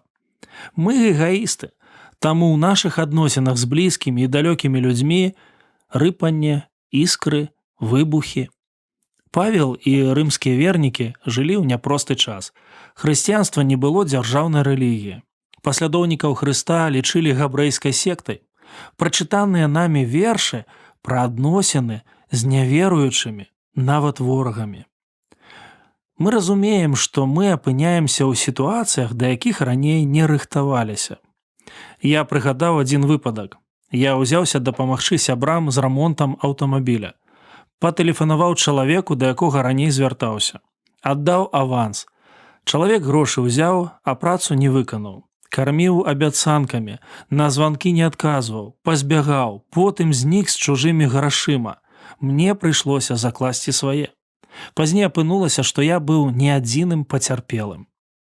Нядаўна у нашага сына выкралі ноутбук і слухаўкі. Мы прадалі аўтамабілі, купілі для вучобы гэты кампутар. Учора была рэч, а сёння яе ўжо няма. І ты нічога з гэтым не можаш парабіць. Шкадаванне не дапамогуць. Размаўляў са знаёмым. Цікавіла адно будаўнічае пытанне. Ён мне распавёў пра шматлікія моманты, з якімі яму даводзіцца сутыкацца. Яго падсумаванне: рэклама ў нашай краіне гучыць добра, рэальнасць зусім іншая справа. Сёння ўсе жадаюць хутка зарабіць, пра рэпутацыю, кліента і якасць працы мала хто задумваецца. Даводзіцца, па-першае, усё кантраляваць, а па-другое, выбіраць лепшых з горшых. Вы хрысціянін, а вас ашукалі, абразілі, абваравалі, абвінавацілі, стукнулі. Непрыемнасці ўрываюцца ў наша жыццё без папярэджання. Мы чакаем і разлічваем на адно, а атрымліваецца зусім іншае.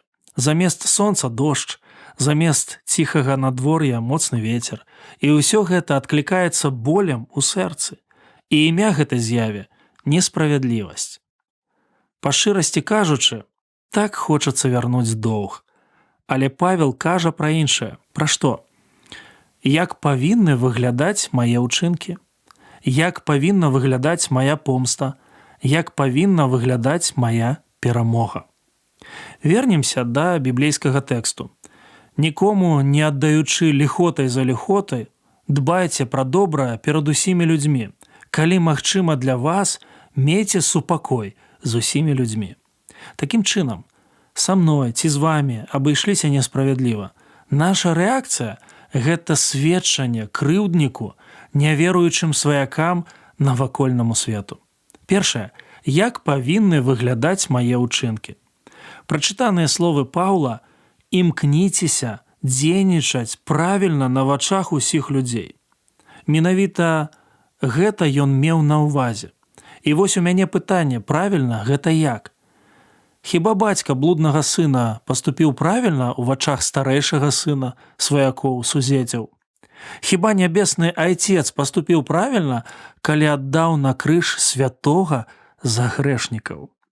Мілата, ласка, любоў агапе нічога агульнага не маюць са справядлівасцю. Гэта тое, што выходзіць за межы чакання і разумення. Павел кажа: вы іншыя. Практыкуйце біблійны лад жыцця перад навакольным светам. У вас сумневы? Вы не ведаеце, як сябе паводзіць? Ёсць Господ і малітва, ёсць Біблія і яе прынцыпы, ёсць пастар і яго досвед, ёсць бацькі і хрысціянская любоў да вас. Вось што далей раіць Павел.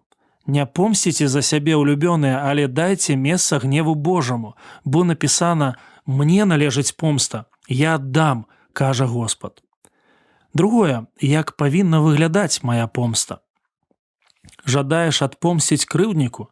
Малюеш карціны таго, як Бог устане на твой бок і пакарае гэтага чалавека?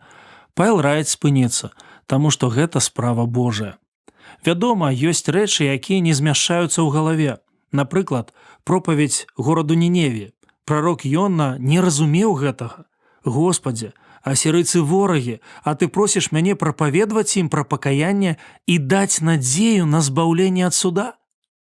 Пётр, гарачы вучань Хрыста, калі ўбачыў вартаўнікоў, якія прыйшлі арыштаваць Ісуса, выхапіў меч і адсек вуха раба першасвятара. Гэта наша звычайная рэакцыя на зло. Мы ў небяспецы паспешных слоў і спраў. Сёння украінцы, перажыўшы жах вайны, не могуць спакойна глядзець у бок Расіі і расейцаў. Не так даўно я пазнаёміўся з адной сястрой з Украіны. Яна сказала, што моліцца і просіць у Бога дапамогі, як правільна ненавідзець расейцаў. Не буду каментаваць усё пералічанае, але толькі скажу, што цяжкасці правяраюць наша хрысціянства. Няўжо лёгка было Ісусу у Гефсімане, перад Пілатам, пад бізуном рымскіх воінаў, на крыжы, але ён жадаў выканаць Божую волю і прасіў у Бога даравання катам. Таму дакладна падкрэслівае апостал Якаў: адзін ёсць заканадаўца, які можа збавіць і загубіць, а хто ты, які судзіш другога? Няўжо ў нас ёсць пасведчання і мантыя суддзі? У люстэрку хіба на нас глядзіць святы чалавек? Дык, калі вораг твой галодны, накармі яго, піша Павел, калі смагне, напаі яго, бо робячы гэтае, збярэш яму на галаву вуголлі распаленыя. Не будзь пераможаны злом, але перамагай зло добром. Павел піша пра нейкія парадаксальныя рэчы. І вось трэцяе, як павінна выглядаць мая перамога. А як выглядае спартыўная перамога на чэмпіянаце Еўропы, свету ці алімпійскіх гульнях? Гэта зацятая праца. Дабро – гэта алімпійская дысцыпліна. Як перамагчы зло? Павел кажа, рабі дабро. Больш таго, нават будзь гасцінным да ворагаў. Павел добра ведаў сваю гісторыю. Напэўна, ён памятаў выпадак часоў Елісея. Асірыйцы атачылі горад, дзе знаходзіўся прарок. Елісей памаліўся, і ворагі часова аслеплі. Прывёў іх у Самарыю, памаліўся, і яны празерылі. Што рабіць кіраўніку? Ідэя знішчыць ворага. Прарок не пагадзіўся. Прапанаваў накарміць, напаіць і адпусціць. Вынік? І ўжо дружыны гэтых сірыйцаў не прыходзілі больш у зямлю Ізраіля. Прычына з-за адносінаў. Пра гэта наша гутарка і пра гэта пісаў апостал. Распаленыя вуголлі. Гэта сумленне, якое пачынае гарэць знутры. Як у сучасным перакладзе напісана, гэтым ты прымусіш чалавека гарэць ад сораму. Апыняецца, што хрысціянскае дабро запускае на поўную магутнасць працу сумлення. Мажліва, мае і вашы паводзіны дапамогуць змяніць не толькі сітуацыю, але і жыццё кагосьці. Ісус лепшы прыклад гэтаму. Яго крыж – шэдэўр любові. Ён усё рабіў добра. Яго помста – цярновы вянок. Яго перамога – крыж. Я сярод тых, каго прыцягнула ягоная дабрыня. Такім чынам, як павінны выглядаць учынкі, помста і перамога? Няхай мае біблійныя учынкі бачаць людзі. Няхай моя помста будзе аддадзена ў рукі Господа.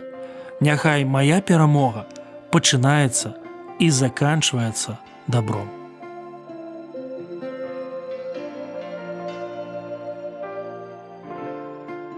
Разожги во мне огонь, недостаточно свечи, мою душу оживи, твердо верить научи и наполни мир твоей тишиной, чтобы мне дышать тобой, чтобы только жить тобой.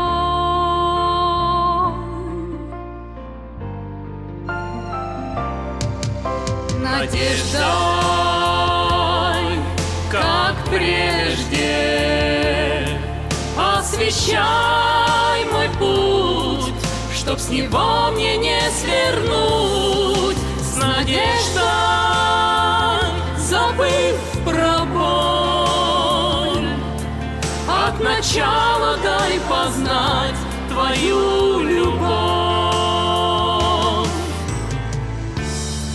Растопи любовью лед и разрушь греха пути, и пускай душа поет, лучше Бога ей не найти, и в молитвах лишь тебя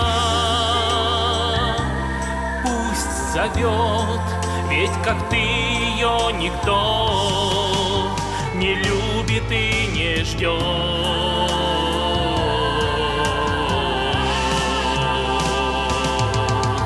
Надеждой, как прежде, освещай мой путь, чтоб с него мне не свернуть. С надеждой, забыв про боль, от начала дай познать твою любовь. То слезой, то тишиной, Боже, только будь со мной. Недостаточно свечи, разожги во мне огонь, освети мой вечный мрак и прости, и по милости грех мой отпусти.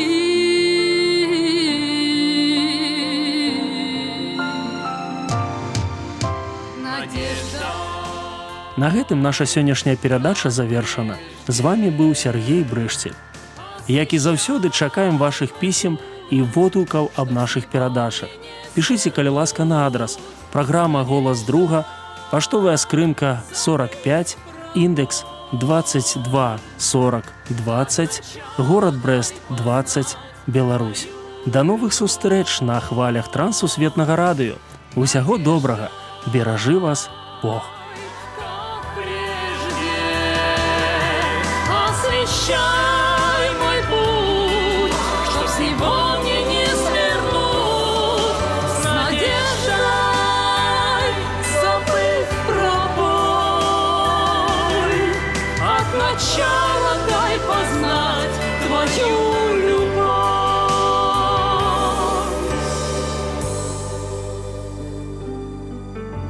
Надеждой освещай мой путь, чтоб с него мне не свернуть. С надеждой, забыв про боль, от начала дай познать твою любовь.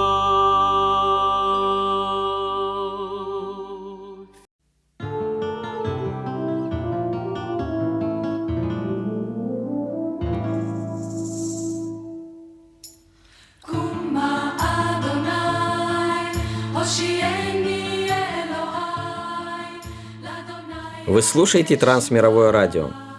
В эфире еврейская программа «Лерееха». Раби Шауль писал: «Каждый из нас должен угождать ближнему во благо к назиданию». Послание к римлянам, 15 глава, 2 стих. У вас есть вопросы? Мы поможем с ответами.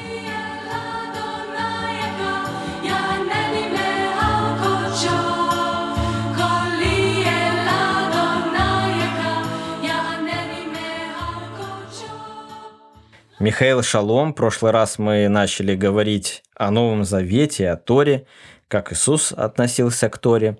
Я так понимаю, сегодня продолжение? Да, шалом, Дима, шалом, дорогие друзья. Сегодня мы продолжим говорить о еврейском законе и Новом Завете. И начнем с сельского хозяйства. Термин на иврите звучит как «зираем», буквально «семена». Этот раздел посвящен плодам с полей и соответствующим благословениям, которые необходимо произносить на выращиваемые культуры. Боре при Адама, Боре миней мизанот, Хамоц леха мин хаарец и так далее. И другие аспекты сельскохозяйственной деятельности. В Мишне Берахот первый трактат начинается с вопроса о том, когда следует читать молитву Шма. «Слушай, Израиль, Господь, Бог наш Господь един есть, и люби Господа Бога твоего всем сердцем твоим» и так далее. Как бы говоря, что все прочие заповеди учат нас любить Господа. Подробно изложены правила проведения братской трапезы для раввина и его учеников. Сначала чаша вина, затем омывание рук, преломление хлеба, обсуждение Писаний, затем чаша благословения, от которой провозглашается благодать.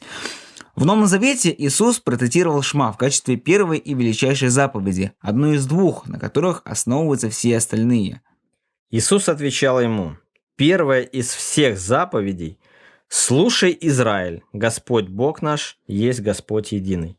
И возлюби Господа Бога твоего всем сердцем твоим, всей душой твоей и всем разумением твоим, и всей крепостью твоей». Вот первая заповедь. Марка, 12 глава, 29-30 текст. Иисус и его ученики, должно быть, много раз проводили подобного рода трапезы, и Иисус назвал молитву Шма, заповедь Шма, самой главной заповедью. Далее, следующий раздел. Назначенные времена. Моэд или Моэдим. В Мишне один из трактатов Моэд посвящен шаббатам. В первом веке вопрос о том, какая именно деятельность разрешена, а какая запрещена в шаббат, вызывали горячие споры. В другом трактате описывается Песах. На 10-й день первого месяца пасхального ягненка отделяли от другого скота и приносили в жертву во второй половине 14-го дня в память об избавлении евреев от египетского рабства. В Новом Завете же Иисус не нарушал законов, библейских законов о шаббате, но выборочно исполнял спорные действия, такие как исцеление и так далее. Он показал себя господином шаббата. Это можно прочесть в Евангелии от Луки, 6 глава, 1-11 текст. Иисус, наш пасхальный ягненок, наш пасхальный агнец, вошел в Иерусалим в 10-й день первого месяца, и правители задумали его убить. В Песах он был распят ради нашего избавления от рабства греха. Дальше. Законы о браке и разводе. Термин на иврите «нашим», буквально «женщины». О разводе школа Гилеля учила, что мужчина может развестись со своей женой, даже если ему просто не нравится, как она готовит. Согласно же школе Шамая, мужчина мог развестись со своей женой только на основании вины прелюбодеяния. Мы уже говорили, что невеста считалась официально обрученной, когда получала от жениха ценный предмет, символически скреплявший их отношения, и когда жених готов был вступить в брак, он должен был прийти за невестой в ее дом и отвезти на свадебный пир, а потом в брачный покой. В Брит Хадаша Иисус говорит, что его учение о браке, оно куда более строгое, чем у Шамая, и допускал развод исключительно в случаях прелюбодеяния. Он говорит им: «Моисей по жестокосердию вашему позволил вам разводиться с женами вашими, а сначала не было так. Но я говорю вам, кто разведется с женой своей не за прелюбодеяние и женится на другой, тот прелюбодействует. И женившийся на разведенной прелюбодействует». Матфея 19 глава 8-9 текст.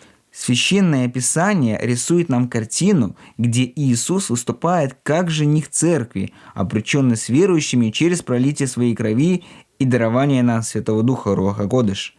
Он вернется, чтобы взять нас, свою невесту, в то место, которое Он готовит для нас в доме своего Отца.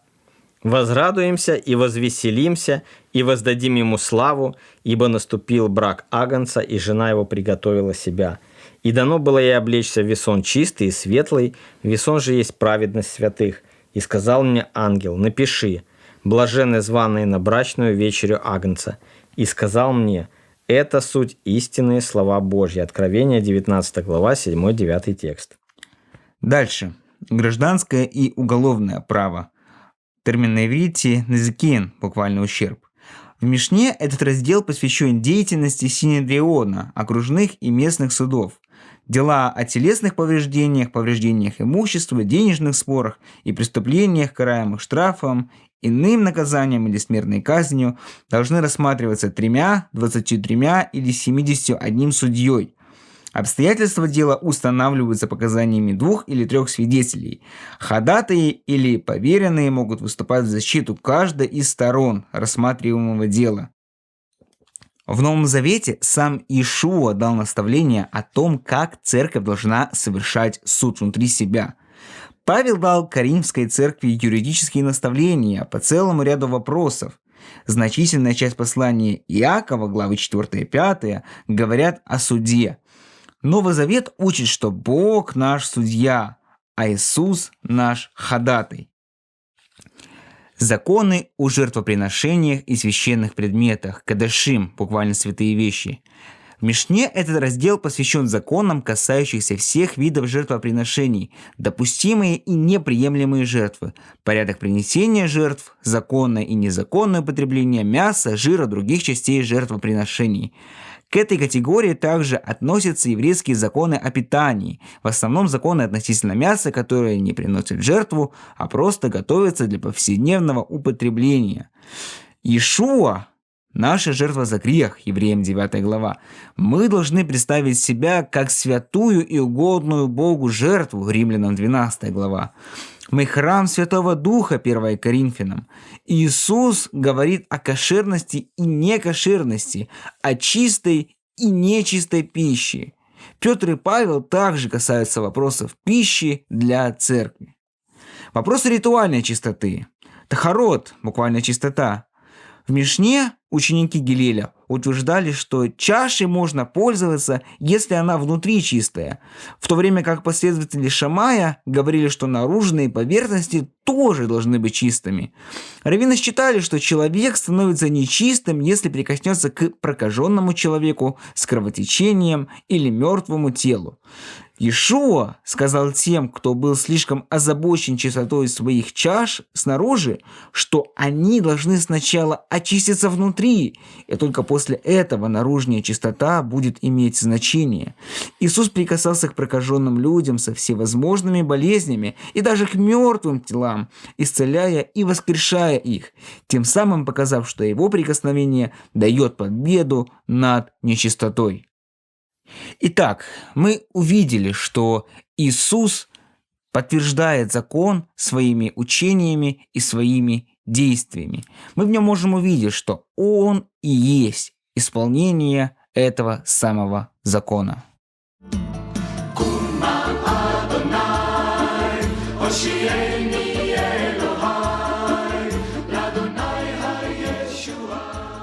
Вы слушали еврейскую программу «Лариеха». С вами были Михаил и Дмитрий. Если у вас возникли новые вопросы на еврейскую тематику, пишите их нам по адресу Трансмировое радио, абонентский ящик 45, индекс 224020, город Брест, 20, Беларусь. Шалом. Лаитраот. До новых и волнующих встреч.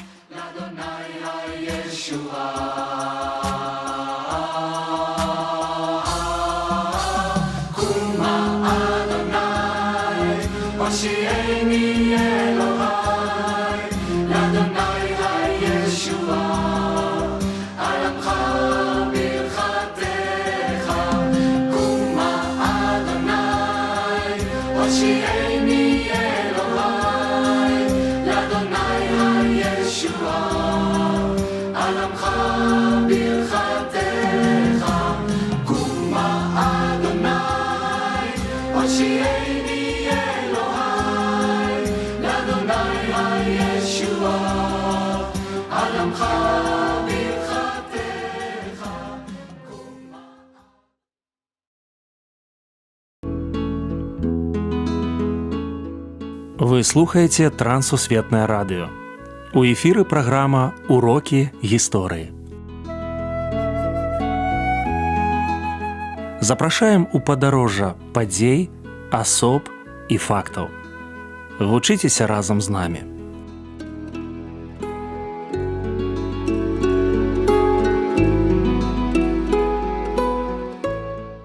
Добры дзень, сябры. Перад мікрафонам Сяржук Брышцель і кандыдат гістарычных навук Андрусь Унучак. Сёння мы пагаворым пра новы пераклад беларускай бібліі. Прывітанне, Андрусь. Прывітанне, Сяржук. Прывітанне, шаноўныя слухачы. Ці патрэбны нам новы пераклад? Безумоўна, чым больш перакладаў, тым больш дасканалы тэкст вымалёўваецца, таму што пераклад, які зрабіў пастар Антоній Бокун, які выйшаў з друку ў канцы 2023 году, гэта не першы пераклад, але гэта адзін з першых перакладаў з арыгінальных моваў, з іўрыта стары запавет і з грэцкай мовы новы запавет. Перад гэтым мы можам пачаць ад Францыска Скарыны, што было шэраг перакладаў, і сучасныя пераклады ёсць, якія пачаў пастар Лукаш Дзекуцьмалей, і пераклад Васіля Сёмухі, поўны пераклад, пераклад Янкі Станкевіча, пераклад біблійнае таварыства, які быў зроблены ксяндзом Владиславам Чарняўскім. І вось пераклад Антонія Бокуна. Мы можам сказаць, што наша біблістыка, яна узбагацілася яшчэ адным вартым перакладам, і важна, што ён з арыгінальных моў. Раскажыце нам пра перакладчыка. Пастар Антоній Бокун, евангельскі вернік, служыцель, самастойна вывучыў іўрыт для таго, каб перакладаць стары запавет, авалодаў грэцкай мовай, каб працаваць з новым запаветам. Ён чалавек, які глыбока закарэнены ў Біблію, як веруючы чалавек, і разам з тым мае вялікія пазнанні як лінгвіст, вывучаючы старажытныя мовы і вывучаючы біблійныя рэчаіснасці, якія патрэбна данесці да беларускага чытача максімальна дакладна.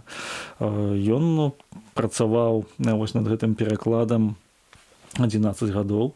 Ён выдаў спачатку новы запавет, кнігу прыповесцяў. Перад гэтым яшчэ выходзілі асобныя евангеллі. І вось так, паэтапна, атрымліваючы водгукі на гэта праз тое, што ў царкве чыталася гэта кніга, ён прыйшоў да рэалізацыі сваёй мары перакладу ўсёй Бібліі на беларускую мову. Цікавыя факты падрыхтоўкі перакладу. Калі пастор Антоній Бокун ён пачаў перакладаць, гэта быў 2011 год, то фактычна не было ніводнага даступнага асобніка Бібліі на беларускай мове. Таму што Біблія ў перакладзе Васіля Сёмухі яна заканчвалася ўжо, яна выйшла ў 2002 годзе. Толькі асобныя новыя запаветы былі з 2003 году, то яны ўжо заканчваліся, а Біблія ў перакладзе Владзіслава Чарняўскага яшчэ не выйшла. І таму станавілася зразумела, што беларусу, які хоча мець Біблію на сваёй мове, проста немагчыма пазнаёміцца з тэкстам. І гэта быў такі вялікі стымул для таго, каб ён пачаў працу над перакладам. Працаваць над перакладам даводзілася у даволі такіх непростых умовах, таму што ён адначасова вучыў мову і адначасова на практыцы гэта прымяняў. Аднак вось ягоная такая метадычнасць, паступовасць, і пры тым, што гэта Біблія чыталася на служэннях у царкве, абмяркоўвалася. У гэтым сэнсе ён параўноўваў з іншымі перакладамі, і таму мне здаецца, што атрымаўся вельмі добры пераклад. Наколькі я ведаю, наклад амаль што скончыўся. Дзе сёння мы можам пазнаёміцца з выданнем? Так, сапраўды, вось гэты наклад, які выйшаў у канцы 23 году, ён для бясплатнай раздачы, ён вельмі хутка скончыўся. Аднак на сённяшні момант мы маем электронныя выданні. Электронныя выданні гэта YouVersion, гэта Bible Buy, My Bible, напрыклад. Тыя платформы, якія падтрымліваюць беларускія пераклады, на ўсіх гэтых можна пазнаёміцца з тэкстам. Ну і таксама мы спадзяемся, верым і чакаем, што выйдзе новы наклад. Таму што, як высветлілася, беларуская Біблія вельмі запатрабаваная кніга для беларусаў у цяперашнім 21 стагоддзі. Ёсць ідэя агучыць кнігі Старога Запавету ў перакладзе Антонія Бокуна. Так, ёсць такая ідэя, безумоўна. Калі гэта ідэя будзе рэалізавана, гэта будзе вельмі важная справа. Таму што адна рэч, калі ты Біблію чытаеш, іншая рэч, калі яна гучыць. І яна часам дапамагае лепш зразумець тыя ці іншыя моманты. Агучка Бібліі на беларускай мове, яна ўжо паступова вядзецца. Вось на канале Worship By ёсць асобныя кнігі біблійныя, асобныя раздзелы, якія цяпер ужо агучваюцца, і слухач іх можа паслухаць. Ці даступныя новыя запаветы перакладчыка? Новыя запаветы яны ёсць. У цяперашнім моманце вось гэта зусім новае выданне 23 году, а ёсць яшчэ таксама новыя запаветы і кнігі прыповесцяў з выдання 2016 году. Андрусь, вашы уласныя ўражання ад перакладу? Трэба сказаць, што з перакладам Антонія Бокуна я пазнаёміўся даволі даўно. Моя была, можа, другая Біблія, таму што першая моя Біблія гэта была Біблія ў перакладзе Дзекуцьмалея і Луцкевіча, а другая Біблія гэта вось быў новы запавет 99 году выдання Владзіслава Чарняўскай, пераклад пад рэдакцыяй Антонія Бокуна. І тады я ўжо зразумеў, што вот пастор Антоній ён вядзе гэту працу. Пазней быў пераклад Біблійнае таварыства 2003 году, новы запавет таксама, і пераклад вось 2016 году. З усімі вось гэтымі перакладамі я знаёміўся, і я бачыў, як ён удасканальваецца за гэтыя гады. Гэта ўжо прайшло з 99 году, гэта ўжо 25 гадоў прайшло, а ён усё больш удасканальваецца. Пастор Антоній карыстаўся тэкстусам рэцэптусам, ён класічны такі пераклад рабіў, максімальна імкнуўся перадаць дакладна, але і зразумела, каб чалавек, які чытае гэта, ён зразумеў. І на мой асабісты погляд, гэта лепшы пераклад, які ёсць на сучаснай беларускай мове. На сённяшні момант нічога лепшага няма. І ён даволі лёгка чытаецца. Як сказаў адзін з вернікаў евангельскіх, што ён чытаецца як кнігі Якуба Коласа. То бок лёгка, проста, і яны не напружваюць нейкімі наватворамі, не ўводзяць у нейкія двухсэнсоўнасці. Мне здаецца, што даволі дасканалы пераклад. Хоць, безумоўна, дасканаласці няма мяжы, і пастор Антоній так у прадмове да сваёй Бібліі ён і кажа, што вот калі ласка, ёсць мой мейл, можаце прысылаць свае заўвагі, прапановы па тых ці іншых месцах. Я адкрыты, каб іх абмяркоўваць і ўносіць у наступныя выданні. Новы пераклад беларускай Бібліі. Чаму гэта важная падзея для Беларусі? Таму што мы сталі народам, які мае уласны пераклад, агульнадаступны, з арыгінальных моваў. Мы атрымалі як бы свой яшчэ адзін нацыянальны біблійны пашпарт. Вось мы народ, у якога ёсць свой уласны пераклад Бібліі з арыгінальных моваў, значыць, мы ўжо на іншым такім духоўным і інтэлектуальным узроўні.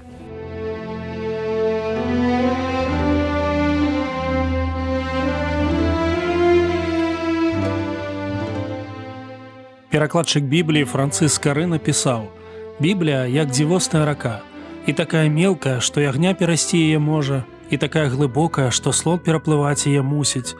У гэтай кнізе ўсёй мудрасці пачатак і канец. У ёй усе лекі для душы і цела».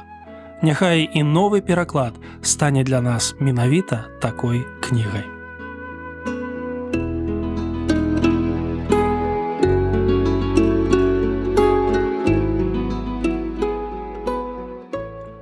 Дзякую, што далучыліся да нашага праекту. Калі ў вас ёсць пытанні, пішыце, калі ласка, на адрас Трансусветнае радыё, урокі гісторыі. Паштовая скрынка 45, індекс 22 40 20, горад Брэст 20, Беларусь.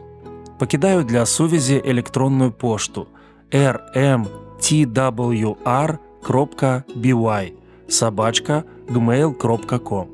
Шукайце нас на сайце twr.fm. До новых сустрэч!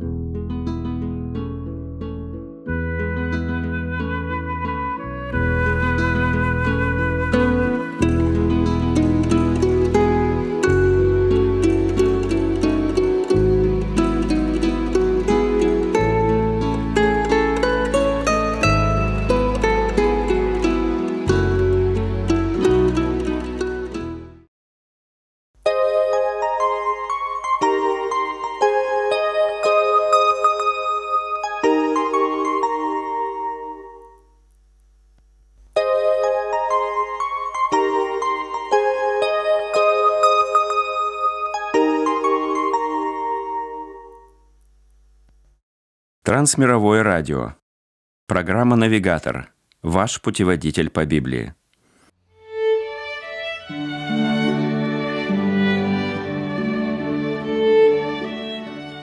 Библия – это целый мир, в котором сложно разобраться в одиночку. Необходим опытный проводник. Пастор Александр Капустин более 30 лет изучает Священное Писание и преподает его в церквах и учебных заведениях. Отправимся вместе с ним навстречу новым открытиям, важным истинам, полезным урокам.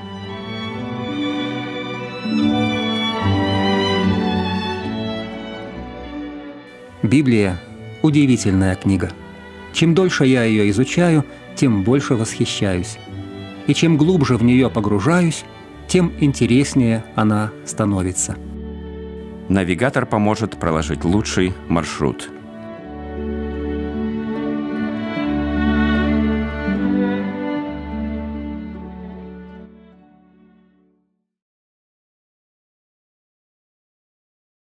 Приветствуем вас, дорогие слушатели!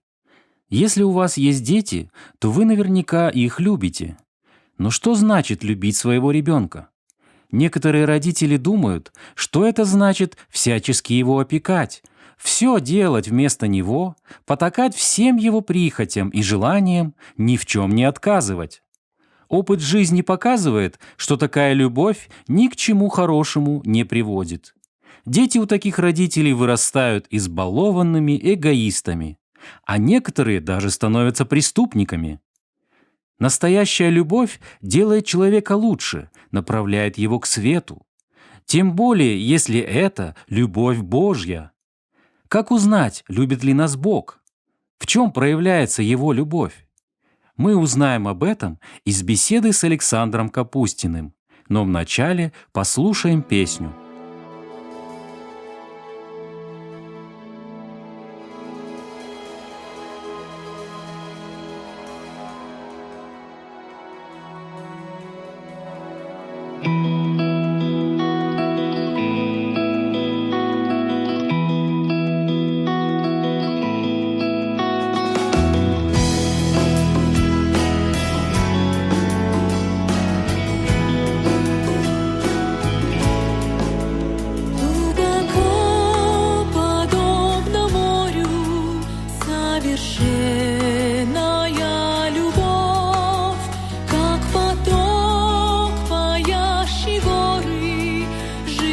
поет Христова кровь, Царь вселенной,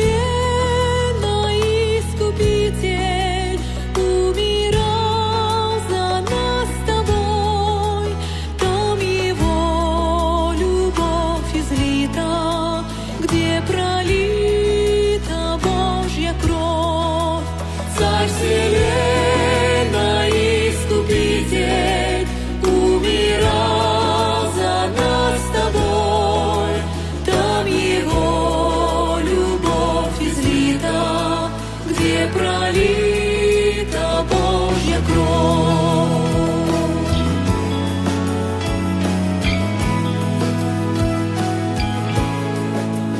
На горе Его распятия Бог источник нам открыл, что болезни и проклятия Он с детей своих омыл.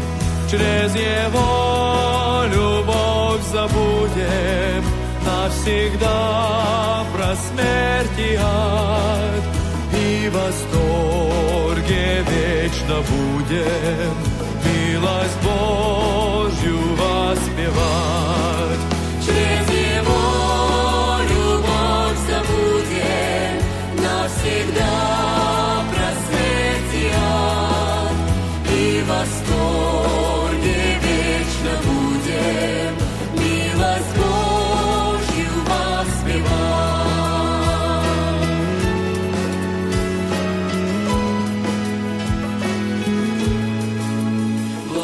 Благодать, любовь и милость Божья мощная река из источника явилась на Голгофе у Христа.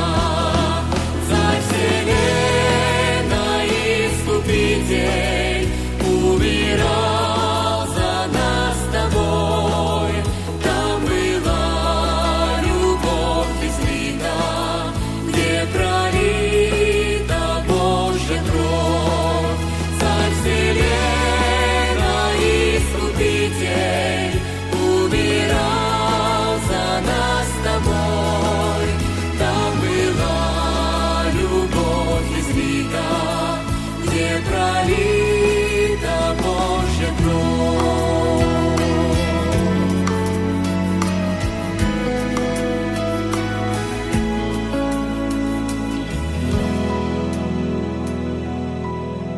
Недавно мой хороший друг, пастор церкви, рассказал о молодом человеке из своей общины, здоровом, полном сил спортсмене, который отслужил в армии и был полон планов. Ему поступали заманчивые приглашения и предложения от работодателей. Перспективы были многообещающими, будущее казалось радужным. Но вдруг ему стало плохо. Он обратился к врачам, и те поставили страшный диагноз – рассеянный склероз. Это болезнь, ведущая к параличу. Из-за санкций против нашей страны лекарств невозможно достать. Можно кое-что привезти из Польши, но такие лекарства стоят $1500 всего лишь за месячный курс. Таких денег у него нет. Молодой человек в отчаянии. Почему Бог с ним такое сделал? Любит ли он его? Эти вопросы не дают ему покоя.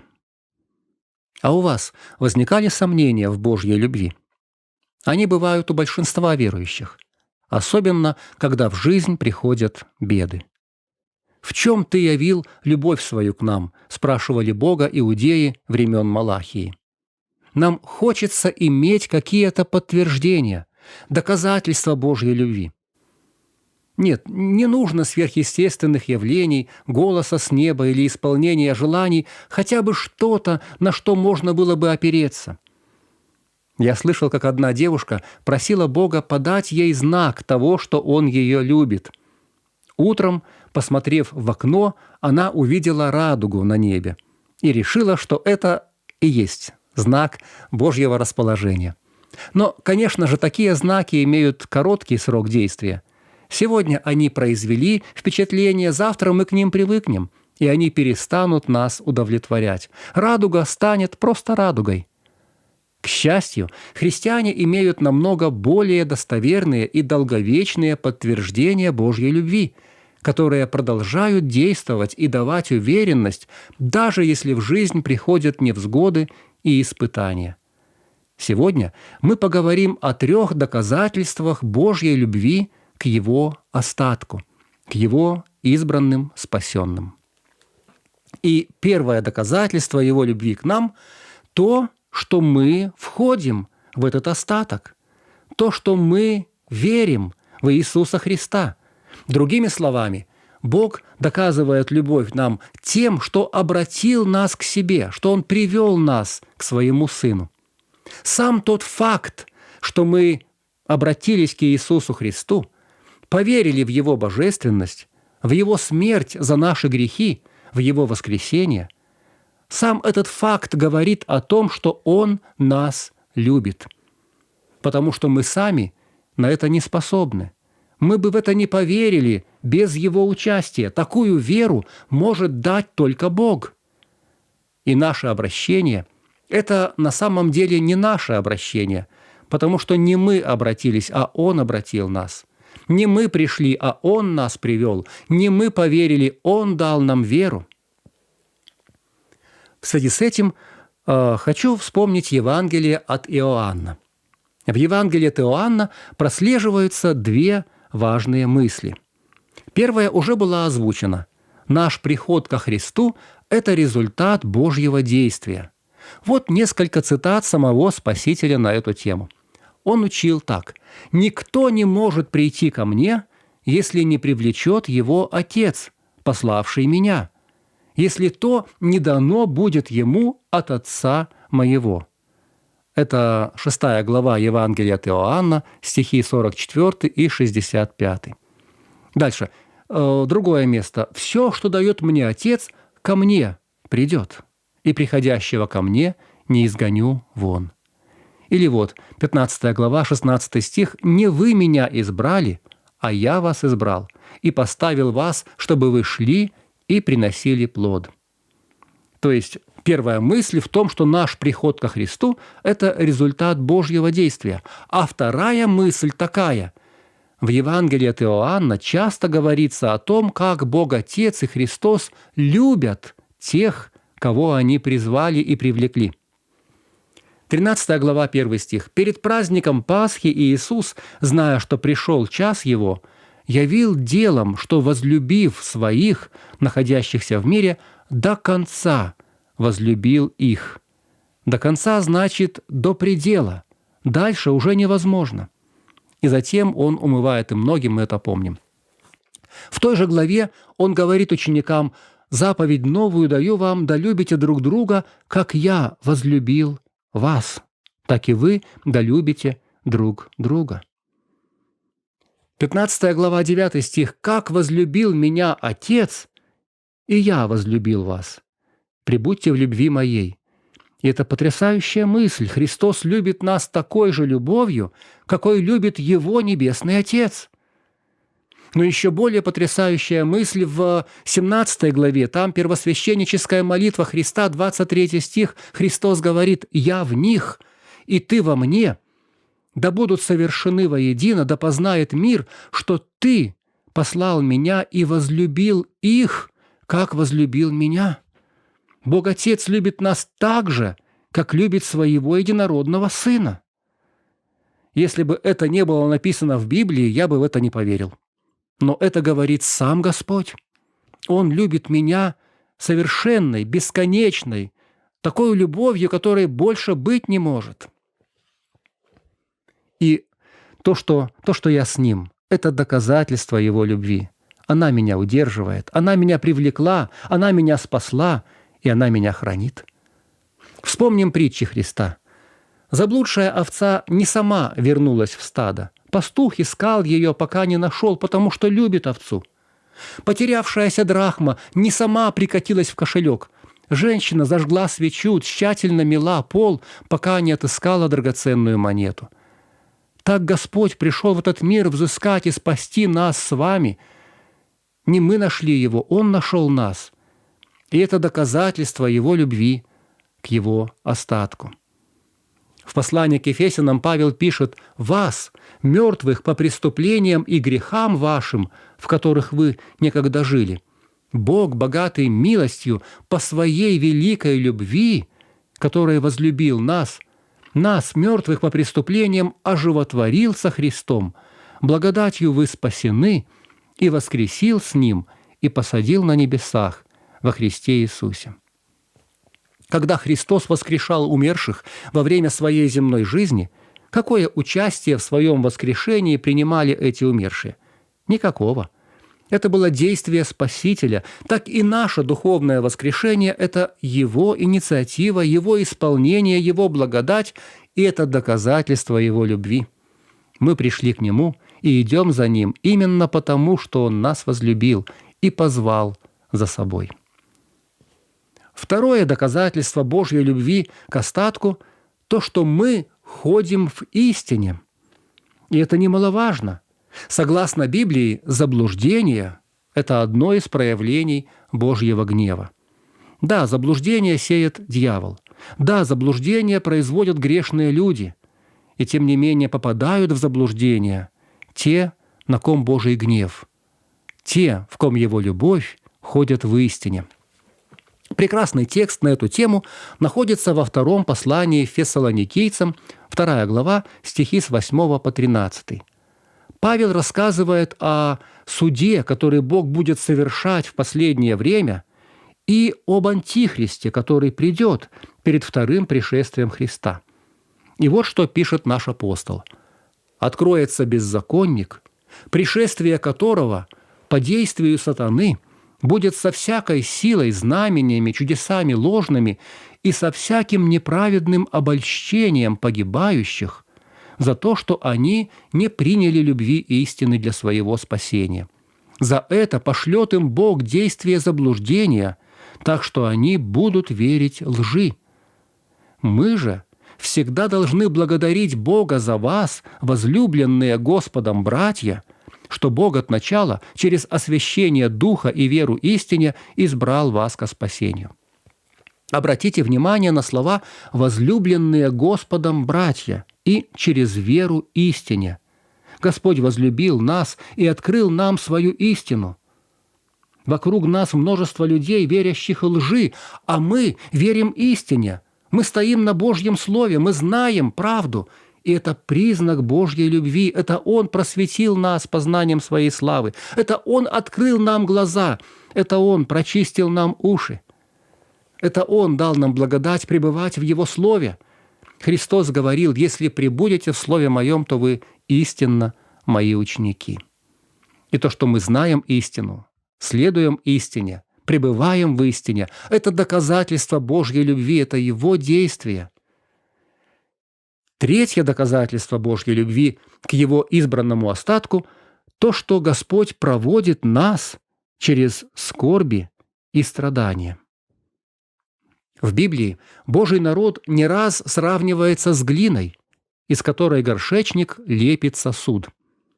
Давайте, друзья, вспомним некоторые подробности гончарного ремесла и сравним их с тем, как действует в нашей жизни Бог. Прежде чем приступить к работе, горшечник размягчает глину. Подобным образом Бог действует в нашей жизни. Он мнет нас. Он размягчает то, что затвердело. Другими словами, Господь нас смиряет. В 6 главе книги Притч говорится о том, что ненавидит Господь. И список возглавляет гордость, то есть глаза гордые. Гордым Бог противится, а смиренным дает благодать. Одной из главных целей Господа, когда Он водил 40 лет израильтян в пустыне, было смирить их. Моисей говорил народу: «Помни весь путь, которым вел тебя Господь, Бог твой, по пустыне вот уже 40 лет, чтобы смирить тебя».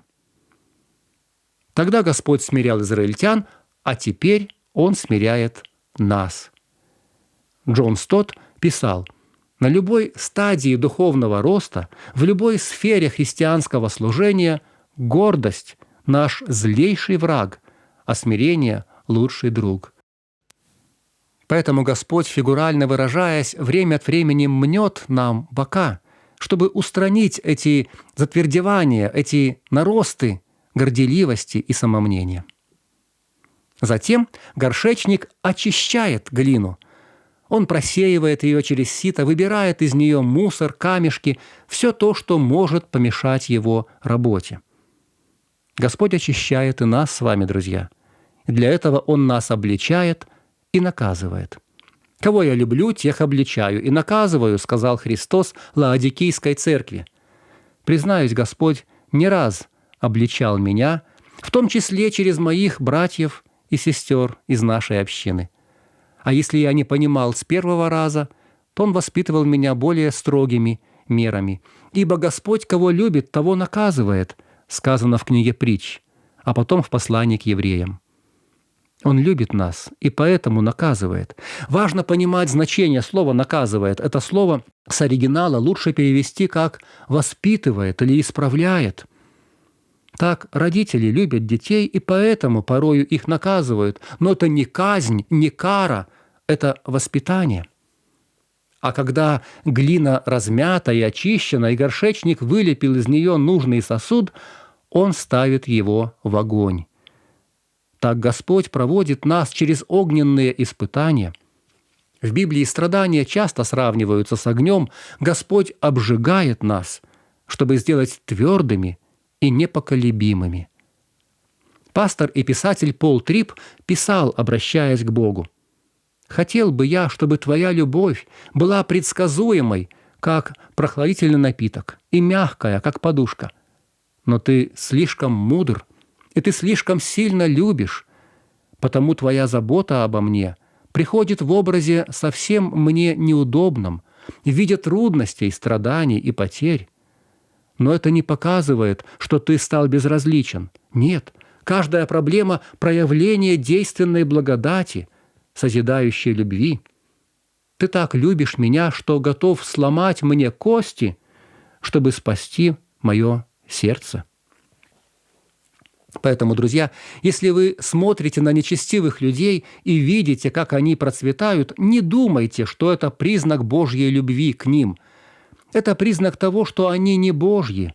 Бог их не исправляет, не воспитывает, не меняет, не приближает к себе. Он оставил их на их нечестивых путях, чтобы они еще больше в них коснели и наполняли меру своих грехов. Но главное доказательство, высшее, окончательное, финальное подтверждение Божьей любви – это Христос. Бог свою любовь к нам доказывает тем, писал апостол Павел, что Христос умер за нас. Римлянам 5 глава 8 стих. Ему вторит апостол любви Иоанн. В том любовь, что не мы возлюбили Бога, а Он возлюбил нас и послал Сына Своего в умилостивление за грехи наши. 1 Иоанна, 4 глава, 10 стих.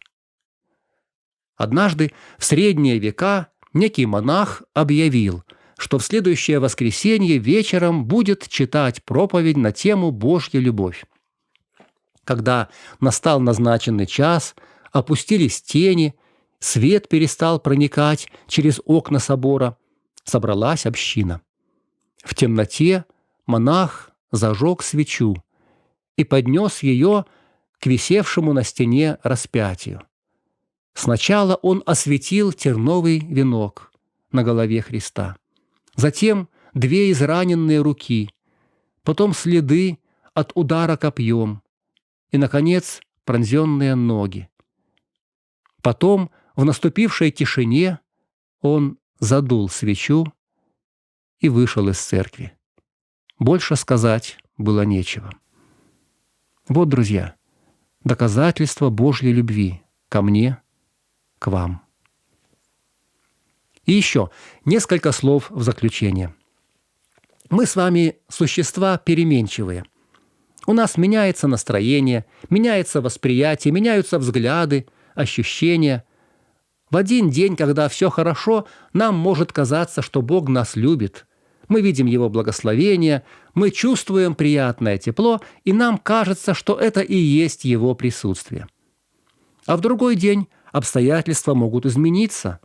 Мы можем заболеть, приятное тепло сменится ознобом, вместо благословений придут неудачи и неприятности, и нам покажется, что Бог перестал нас любить, ну или, по крайней мере, Его любовь ослабла. Если такое случится, напоминайте себе, друзья, что ваше восприятие субъективно и часто ошибочно. Мы с вами переменчивы, но Божья любовь неизменна.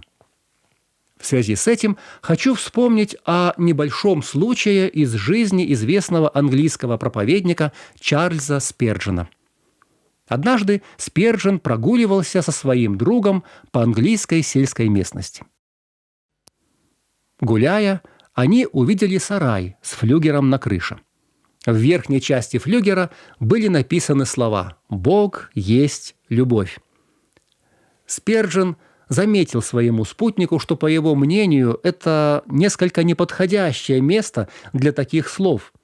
«Флюгеры поворачиваются, куда дует ветер», — сказал он, «а ведь Божья любовь неизменна».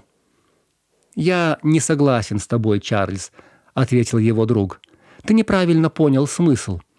Этот флюгер сообщает важную истину. Независимо от того, в какую сторону дует ветер, Бог все равно есть любовь». Братья и сестры, в какую бы сторону ни дул ветер в вашей жизни, каким бы он ни был теплым и ласковым, или, напротив, холодным и пронзительным, если вы со Христом, то в Божьей любви к вам можете не сомневаться. Бог любит свой остаток точно так, как любит своего единородного Сына, то есть предельной, возможной любовью. Такова Его любовь к своему остатку. Люблю, Спаситель, прославлять я подвиг Твой. В руках, где раны от гвоздей, нашел покой. Все свершилось на кресте, мой грех распят, оправдан я. Нет заслуги здесь моей, а лишь Твоя. Всей душой ликую я, благодатью жизнь дана. Великий Бог простил меня, назвал святым.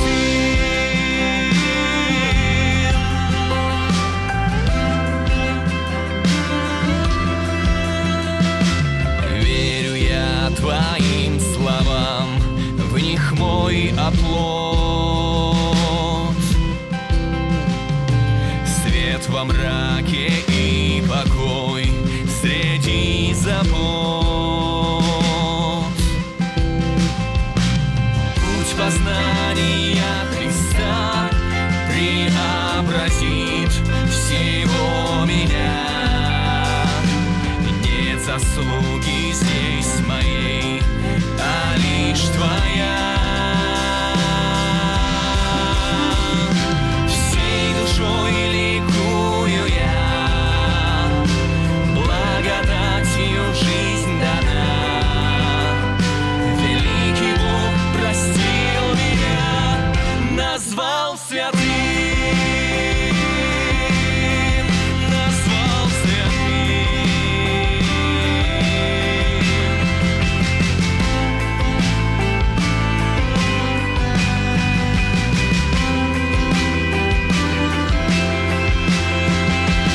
День придет, и Ты возьмешь меня домой.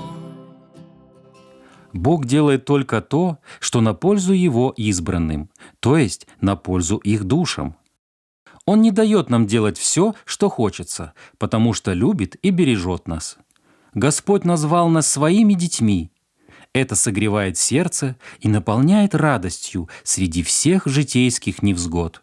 Проявления Божьей любви в нашей жизни многочисленны и разнообразны. Но не забудем самое главное из всех этих проявлений – смерть Божьего Сына за нас. Это высшее, окончательное и неопровержимое доказательство. Бог воистину любит свой остаток.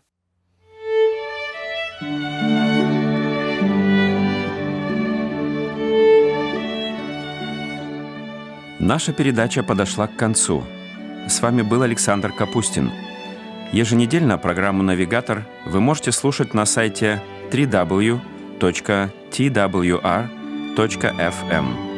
Свои отзывы и пожелания, пожалуйста, направляйте по адресу Трансмировое радио, передача «Навигатор», абонентский ящик 45, индекс 22 40 20, город Брест, 20, Беларусь.